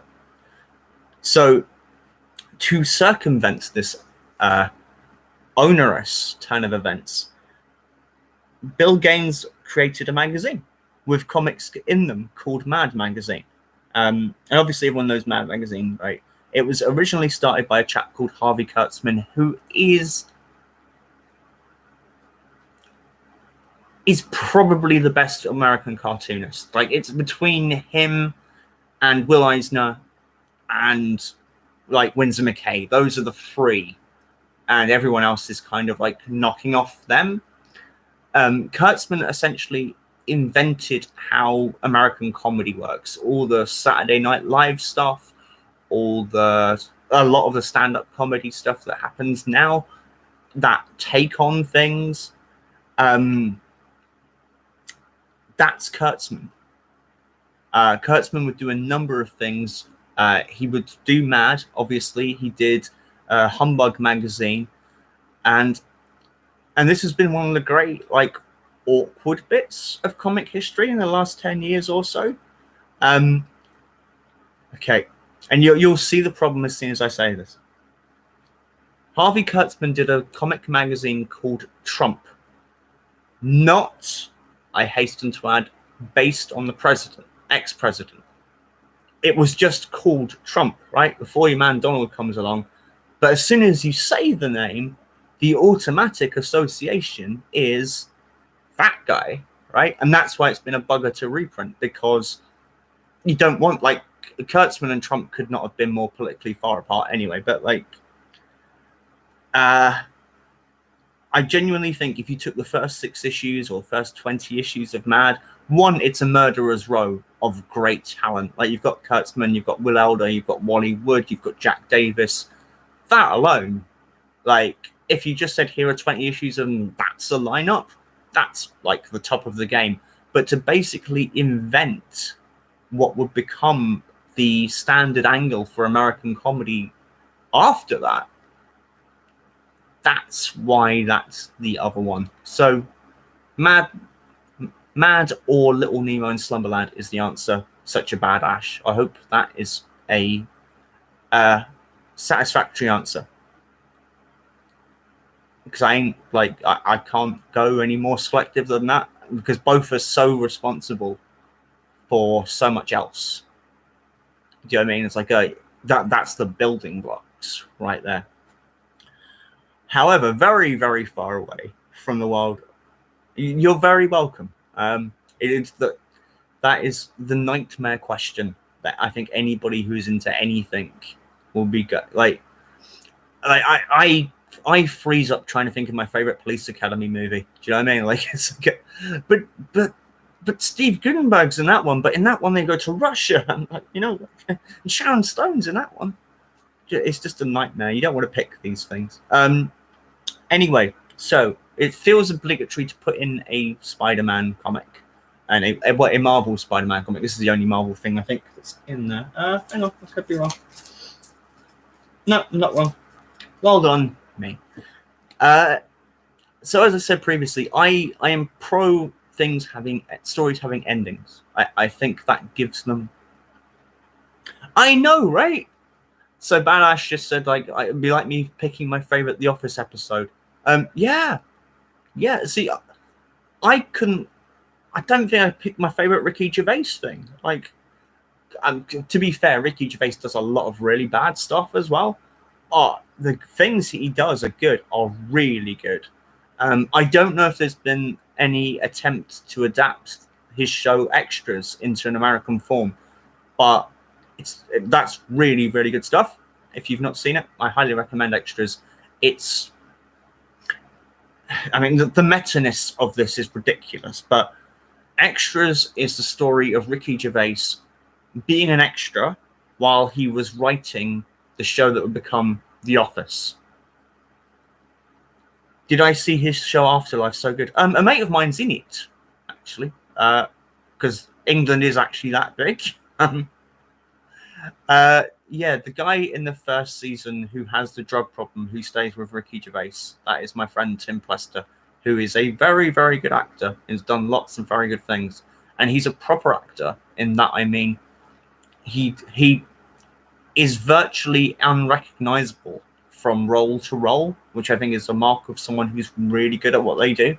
Like, it took me a while when I was watching to go, oh, that's bloody. I messaged you, like, are you in this new thing?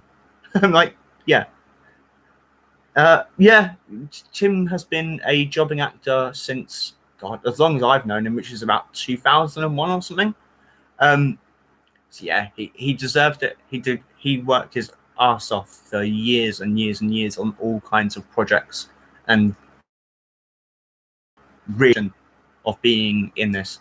And it's really annoying because he's so good. Like, it's hard to go, oh, that's a Tim Plester thing. Because he won't look like Tim in the next thing. But yeah, he's really good. Okay, so away from why Tim is good and on to Alan's question, what is my favorite Jack Kirby comic book? It depends what mood I'm in. If I'm in a loving and generous mood, my favorite Jack Kirby comic, and I'm going to cheat here, is going to be the Fourth World Saga, which, for the rest of you, it's where the New Gods comes from. It's where Darkseid originally starts off, and the story is of two fathers, Highfather and Darkseid, who live on two different planets, New Genesis and Apocalypse. And for some reason between these two warring planets, I can't remember now, to keep the peace. Allfather and Hunger Dogs is the end, Alan, but I'll get there. All right, I know what I'm doing. They swap sons. So Darkseid raises Scott free, who would become Mr. Miracle, and Highfather raises Orion, who becomes Orion. And it's this huge story about the crux of it is man's inhumanity to man dressed up as superhero stuff. There are fairly legitimate cases to be made that a lot of what makes up the story elements of the Fourth World Saga are borrowed from the original Star Wars movies. When I say the original ones, I mean the ones that came out first in real time, not the ones that were first chronologically in Star Wars movies. The stuff that came out in the 70s and 80s, right? That's the stuff that knocked off the Jack Kirby stuff. I don't know why I didn't think of saying it that way. But the most obvious thing is, like, everyone in this world is connected to a thing called the Source. Really, it's called the Source. And then Star Wars happened, right? And yeah, like, this is too long. This isn't a long enough video to go into it, and I'm not much into Star Wars anyway. Yeah, I know, right? But yeah, the Fourth World Saga is the last great superheroic drama for me. When I'm not in such a good mood, and I'm in a kind of remembering my Marvel history mood, it would be Destroyer Duck. I don't know how well known that project is, but Destroyer Duck was a project with Jack Kirby and Steve Gerber. Kirby around the time of the Great Art Scandal. That's like a whole series of videos. So I'm just going to suggest, if you're interested in the Jack Kirby art scandal, just look up Jack Kirby Marvel 88 pages. And then those Disney box sets might not feel quite so comfortable in your house, right? Kirby was quite miffed. And there was a legal back and forth between Steve Gerber and Marvel over Howard the Duck. As in Howard the Duck, the movie, and the cartoon Shrek and stuff. Like, it's a whole thing, right? But the essence of it, which is relevant to this, is they ended up doing a collaboration comic, which was the story of Destroyer Duck. They got some of my, like, comics' best artists to do guest stuff, but it's made of such spite. Like, it's such a takedown of the corporate comics culture of the time. And it's drawn by the guy who invented most of it, you know? I don't think it's ever been reprinted, but it was published by Eclipse sometime around, I want to say 84, 85. But yeah, Destroyer Duck, not very well known, but it's well worth checking out. However, as much as one is not particularly of the mind to endorse Disney or Marvel things, I will give the devil the credit when it is due. Love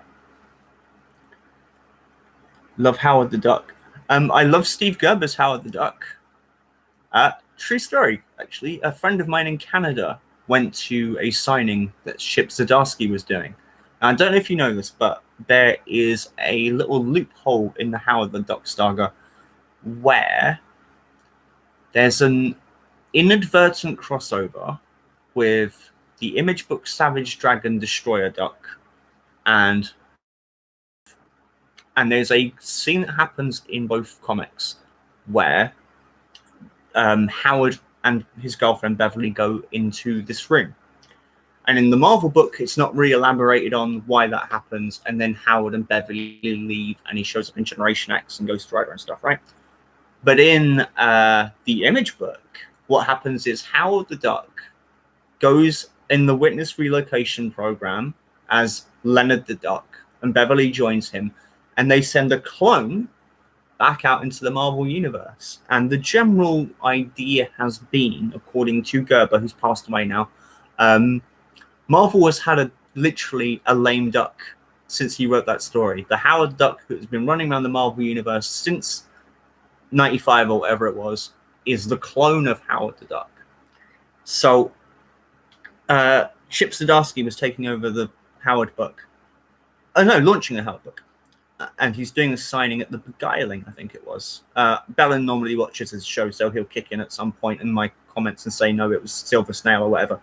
So what I asked him to do was just ask Chip this.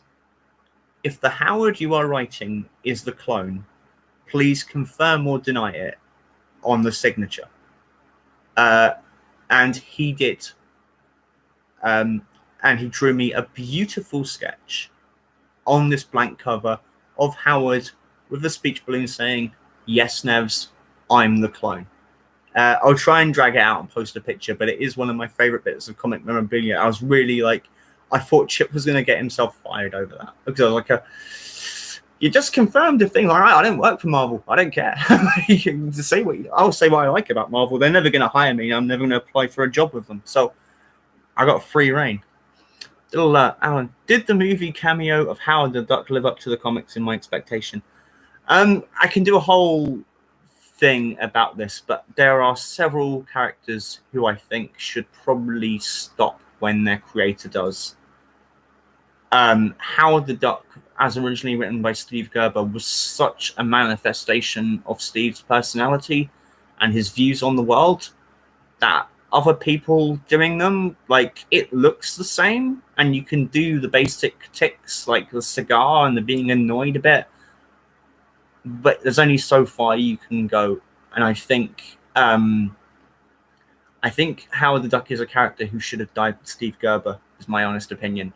I don't mind the acknowledgement that the character running around is a clone, because it's a bit more comfortable for everyone, but honestly, it's a thing I wouldn't want to see Calvin and Hobbes not written and drawn by Bill Watterson. I wouldn't want to read Discworld books that weren't written by Terry Pratchett. I wouldn't want to see a Fight Club story that didn't have Chuck Palahniuk writing it. And Howard the Duck, as far as I'm concerned, when Steve wrote his final Howard the Duck story, that was the last Howard the Duck story. So his appearances in the movies, Steve didn't write them. Kind of wish they didn't happen. Is my honest opinion. So, speaking of Chip Zdarsky, he did a very intriguing thing with the Spider-Man mythology. He wrote a thing which is the history of Spider-Man if it happened in real time, incorporating the elements of each decade. And it's called Spider-Man Life Story. So this starts in the 1960s, where Peter gets bitten by the spider and a bunch of things happen. But what is incredible, why I think this is clearly the best Spider-Man comic this century, as far as I'm concerned. That's kind of damning with faint praise, to be honest, but there is a point to the 6 issues that make up the story.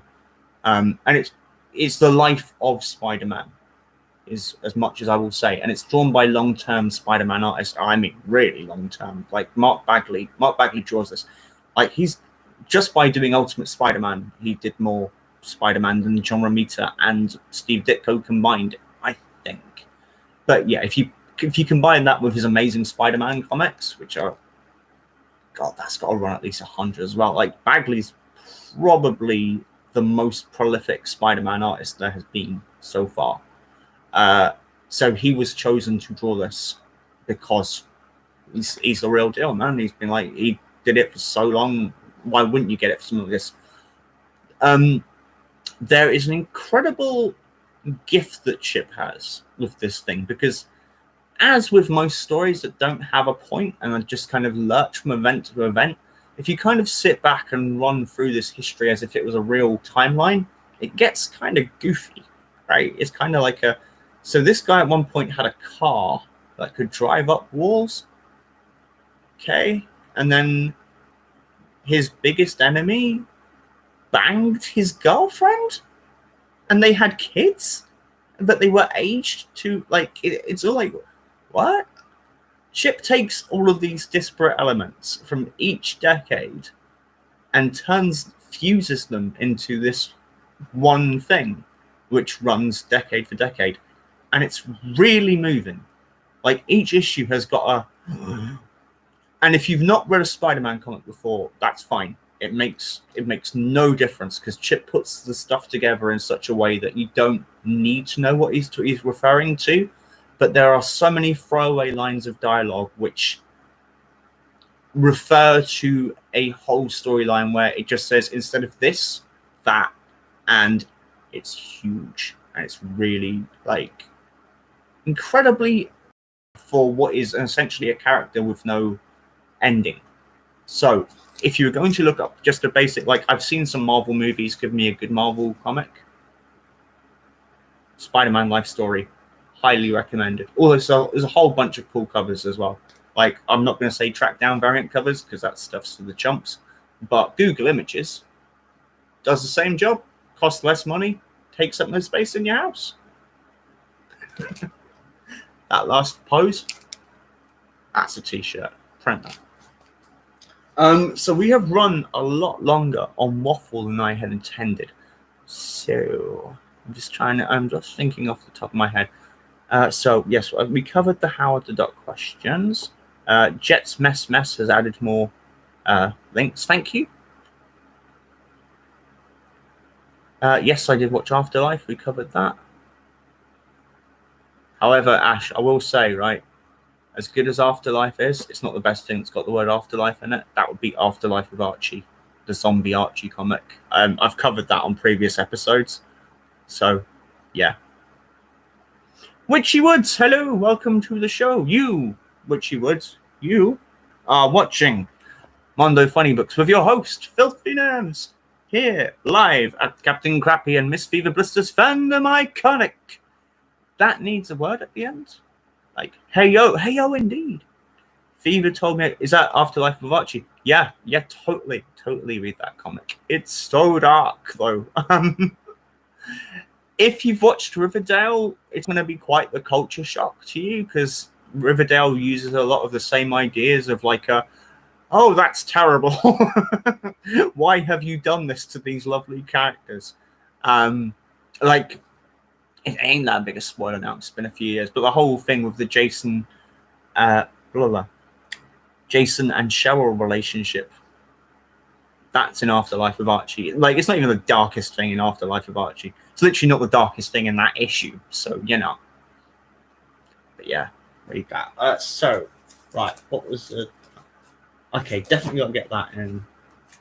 Definitely got to get that in. And then I can do the others on the Monday show. Okay, so I am assuming that any good person likes dogs, right? If you don't like dogs, I'm not saying you're a bad person. Just saying you might be a bad person, right? Sorry, dogs are basic. Okay, true story. I wouldn't tell anybody else this unless it was like 3 a.m. I have this theory, right? And obviously I can't back this up with any tangible data. So I am quite happy for people to completely dismiss this. But you know the concept of angels, right? This benevolent creature that is about you at all times, right? Now, I don't know if angels originated in the Bible or if there's previous fiction that features them. Don't know. What if whoever sat down and said the concept of angels, right? What if they based that stuff on how dogs are? I know it sounds wacky, okay, but to take it in for a minute. Like, obviously there are some terrible dogs, right? But on the whole, whose life is not made better by a dog? Anyway, that went off on a tangent I was not expecting because it's 3 a.m. However, this beautiful strip by Mr. Even Dorkin of Milk and Cheese and Pirate Corps and Ellentonville Club, and Jill Thompson of Sandman, and like Jill's done loads of good stuff. Also, she designed CM Punk's trunks, buddy. Like, I don't know if you know that. If Buddy Harvey's still there, just a shout out. My two favorite wrestlers of the modern era, CM Punk and Daniel Bryan, are both massive like comic nerds. And they got comic artist Jill Thompson to design their trunks when they were like the big guys in wrestling. So Jill's done Sandman, Black Orchid, a bunch of Mondo and stuff. Anyway, her and Even did this story, which comes out sporadically, called Beasts of Burden. Now, what this is about is there is a collection of neighborhood animals who can all communicate with each other, and they are a gang. Like, they are like a Scooby gang, and they fight crime of various forms. And sometimes the crime is like a rogue pigeon stealing like milk and stuff. And sometimes it's demons in the forest. It's beautiful because obviously you can see from the cover. It's really good. Shokin! As I believe we are trademarked to refer to you as. Hello, sir. Welcome. I think the stream's going well, but like I've got no real people in my room, so it's kind of hard to gauge, but people seem to be enjoying it. Like, we've got quite a high audience, and there's a lot of likes, so I think it's going well. Nobody's died, like, and that's usually my barometer of anything I get through. Like, if I've started a thing and by the time it's ended there have been no deaths within the orbit of what I'm doing, that's fine. So yes, welcome to the. Good to see you here at Mondo FunnyBooks, featuring Filthy Nerves on the Captain Crappy Miss Fever Blisters Fandom Iconic. Ooh. I think I just came up with your jingle. Anyway, so this has come out in various graphic novels and one-shots and stuff. Both Even and Jill do a lot of their own projects anyway, so I think it's a kind of like when the stars align that they do a new one. But holy moly, like, I'm sure there have been not free copies. So if you go to something like Comixology and they do their like recommended free stuff, this is usually an issue of this will usually be in there. But holy moly, this is so sweet and so much fun and so heartbreaking sometimes. Like, I was having a chat with somebody yesterday. Like, there was a rule instigated when Joe Quesada and Bill Gemmers took over Marvel in '99, I think. So their thing was like, look, stop with the evil villain speeches, right? If you want to show somebody is being evil, just have them kill a puppy. And as soon as I read it, I was going, oh! Like, because I will laugh at people being dismembered and decapitated and desiccated all day long. In fiction, like, I don't watch enough movies. I mean, like, in fiction, in zombie movies and movies about murder that are fictional. But even you kill a fictional dog, I'm done. Like, that's no. And there are no words from me. Like, why would you bring this sadness to my life? Is this the evil? Ooh. Yeah, this is the one. This is the worst comic ever published, because terrible things happen. So let me see if I can find a non-terrible thing. Okay, so this strip is about a creature which has been kidnapping animals in the local area. That is as much as I'm going to. If I enjoy that, check out Eric Powell stuff. Mr. Harvey, sir, you have done a mansplain, mate. I literally was the guy who wrote the most copies of Satan's Sodomy Baby in the UK. I love The Goon. I have covered some of the songs from The Goon with my band. I think his strip is one of the greatest things ever published. I think that guy is like a modern Jack Davis. The Goon is the best. Eric Powell's the best. Bad Man Plans. I've got at least 3 signed Goon comics, which is something I never do, because normally I don't care. But like, if one of my friends is doing is an American, like, he's doing signings, like, oh, get me this. He was the inspiration for one of the original ideas for this show. Well, back when this was just a column, which was the greatest letters pages in comics, because I don't know if you noticed, but when the book started, one of the things he did to get notoriety was that he would get his readers to go to strip clubs and get them to like, just like, here, you're a stripper on your break. Could you hold up this comic for me? And then take a photograph. So the first 2 issues of The Goon, the ones that are a nightmare to find, the Dark Horse ones, after the Albatross issues, yeah, lots of strippers. So yes, since you're a dog person, Scrappy Doo in the movies, in your opinion, is he really a bad character like I see he was portrayed? I'm not gonna lie, I've not seen the live-action Scooby-Doo movies, so I do not know if the portrayal of Scrappy Doo is accurate. I did find him really annoying in the cartoon. That's as much as I can go. I don't think he's the worst cartoon character ever, but he did seem to be an absolutely unnecessary addition. So where are we at? Well, we've just gone 2 hours. You guys are still here. We're going to go for a little bit longer, right? Because I've still got a couple more bits I want to get through. Blah, blah.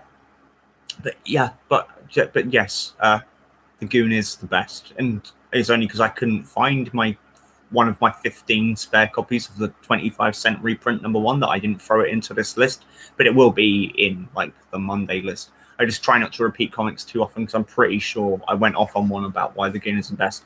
But if you could see down there, the only artist's edition I own is the Goon Fancy Pants one. It's a huge book. I haven't even taken the shrink wrap book. Thank you for my show. Well, you're welcome. It's what I do. Thank you. You don't have to thank me. Thank you for watching, you know.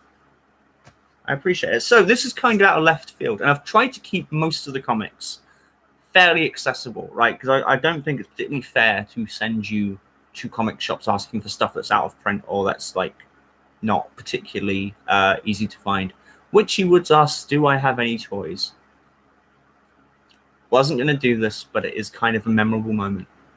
So I'm going to leave you for a brief second with one of my co-hosts. You guys can stare at the beautiful face of King Louis, and I'm going to bring you not my only toy, but probably my best toy. 2 seconds. Oh heck, there's 2.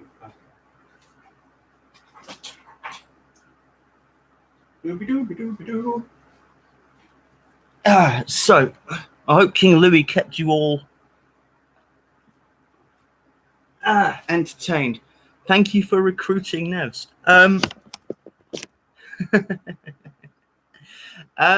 Yeah, it was kind of like a cult thing. Do you know what I mean? I don't know.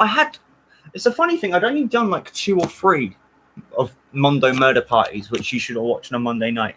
And Fever watched it and went like, "You should totally do this with us." I'm like, yeah, all right. Like, I don't know how many of you guys know Henry Rollins, right? Singer for Black Flag, also the Rollins band, writes a lot of stuff, does spoken word. But he said a few times the reason he does so much stuff is that he gets bored, and I can totally relate. Like, do you want to do a thing? Like, yes. Like she said, yeah. Have you seen our channel at all? Like, no, but I don't care. Like, I will do the thing. Good. I'm glad you like Mr. Rollins. So, first toy. And I don't know if you guys had the problem in the States, but we certainly had it over here. It's not often that our newspapers decide that they're going to cover a toy. However, this toy, according to the Daily Mail, was not just a toy. It was a surreptitious argument for the validity of the death penalty, which, in terms of jumps to conclusions, this wasn't just a jump. This was like a raccoon suit Mario of a jump. But I figure, you know, for those of you who know what I'm on about, there's not really much else it could have been, but this is by far my favorite toy that has happened from the world of comics. This is Death Row Marv, right? Unfortunately, I have worn him out with the battery, because what he is meant to do is vibrate once you flip the switch in the electric chair and then say, "Is that the best you can do, you pansies?" It's so cool. And it's so unreasonable as well. How the Daily Mail got to, and this is why the death penalty is a good idea because of this toy, I don't know. But I'm not lying to you. If you guys don't know about our right-wing tabloids, they are insane. Like, not just right wing, but like insane right wing, in a kind of like a, because of cake, gay people exist, and because of gay people, black music will make your children gay. Like just those completely ridiculous jumps of logic that you would only believe if you had no tangible evidence or any understanding of anything outside of your neighborhood. My second favorite toy isn't really a toy, but I got it while I was at a horror show. Like one of the things I do in my life is, well, I haven't in the last year or so, but I am also a booth bitch, which means I know an incredibly talented woman whose artwork you will see at some point, called Janine Van Moosel. She picked me up from when I was working at Humanoids and said, would you like to come hang out and help me show my scary pictures? I'm like, all right. So we did a show somewhere, like this, the shows all kind of blend into one, to be honest, after a while. Like there's a 15th Jason Voorhees or stuff. And, on the Sunday, as we were wrapping up, I saw this across the way, and it was like a show quite close to my birthday, which was my justification for it. I kind of need to dust her down a bit because she hasn't seen a lot of action. But is this some kind of bust? It's very impressive. This will be a running theme. If you've ever wondered where a lot of my shtick comes from, I'm basically just doing like an English aristocratic tramp version of Elvira. Yeah, this was a special sculpted thing, and I was like, I need that in my life.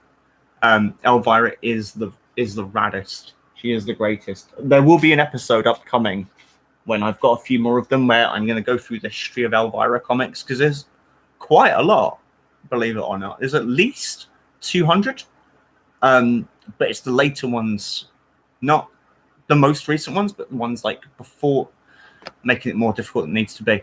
Around the mid-90s, Claypool Comics picked up the license to publish her, and there are something like 150 issues, and they've all got photo covers. So now they're quite hard to get hold of. So when I have a few more of those, I will go from like the Marvel special to taking over House of Mystery for DC, to the Claypool issues, to the Dynamite issues, which are currently running at the moment. I'm going to try and do it in time for the book, because she has a book coming out very soon. So yes, she's your birthday buddy. That's pretty cool. Actually, I think that might have been how. Hang on, I need to sort this out because it's got really loose. This is what my hair actually looks like. Wild, fluffy hair. But so one of the reasons I wear this thing is because I haven't cut it a bit, so I'm starting to get the side puff. And I know that, like, noticing it now, it's like, nothing good will come of cutting your hair at 3 a.m. So, with me. It will be my birthday on Tuesday, Ash. Thank you for asking. But because what happens on a Tuesday, what I tend to do on my birthday itself is I go to a local park where, sound weird, but when I was a carer, about a year and a half or so, one of the weird things that happened is a dog adopted me. Long story, but he is probably my best friend in the world. So when my shoulder isn't giving me stick, thank you guys. I'm sure you'll see me on Monday, because you'll see me on Mondo Murder Party. So you don't need to say happy birthday to me then, because you'll be watching. Hang on, Jets mess. So this Sunday there is the first comic show since the whole lockdown started. So yeah, that will be my birthday celebrations, where I'll go to that, hopefully find some Elvira stuff and some other odd bits and pieces I've been looking for, and basically see, humans, and then hang out with a couple of friends of mine. So yes, my actual birthday, Tuesday. Send all cards, gifts, naked JPEGs to the Captain Crappy page. Don't do that. Okay, I'm not actually soliciting naked pictures of you. That was a gag, and I can see that already being taken out of context, and I'm going to regret it as soon as I said it. Don't do that. Okay, thank you for the happy birthday wishes. I will be 44, I think. I'm not sure. When was I born? 77. Yeah, 44. So doing all right. Lasted nearly 20 years longer than I thought it would. So there you go. Did Elvira copy the image from Vampira? Only the courts know for sure, and I ain't touching that particular legal case with a barge pole. I don't know how much you could copyright. Do you know what I mean? Like, you, as far as I'm aware, copyright works on the amount of similar elements. So just wearing a black dress, that's not copyrightable, and having black hair isn't copyrightable. And like, as much as their image, as much as their aesthetic is similar, Elvira's delivery is so different to Vampira's. But like, you can take, even if you took off the Elvira clothing, it's not what I meant. Calm down, easy, relax, right? Even if Elvira wasn't wearing the black dress and she was wearing a pink or a red dress or something, right? Her character, devoid of the makeup, is so strong that it wouldn't matter, I think.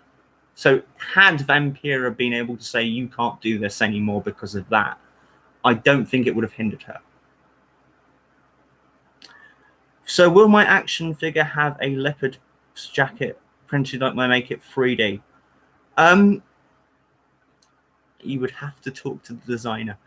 I do have a variety of looks. I mean, it's like May here. Well, it's May everywhere, right? But over here, it's normally quite warm. But at the moment, for some reason, the last week or so, we have been having like the storms of the universe, man. Like, trees have been seriously close to falling over, and it's really quite cold.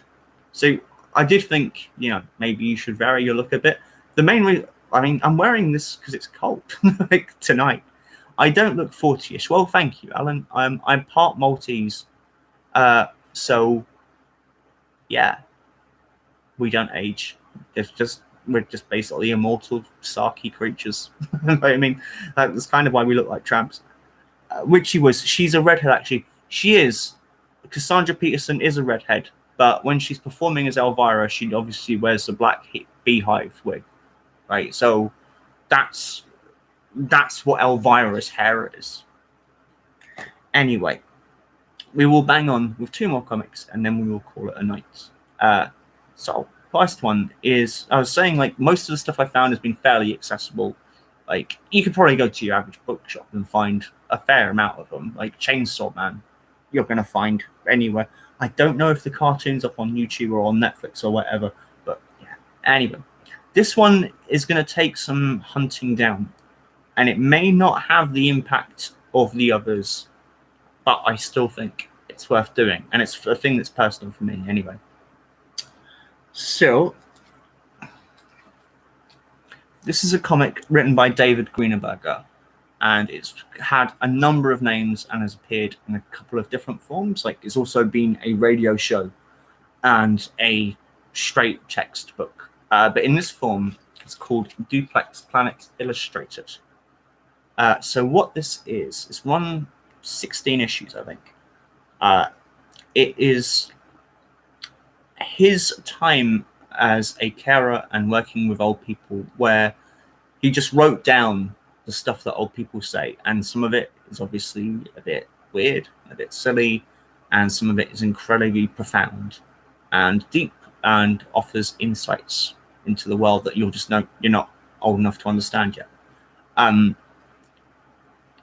It would have been really easy to play Years for Life, where he could have just gone, and then the old guy did this, right? Because he was old, and he doesn't.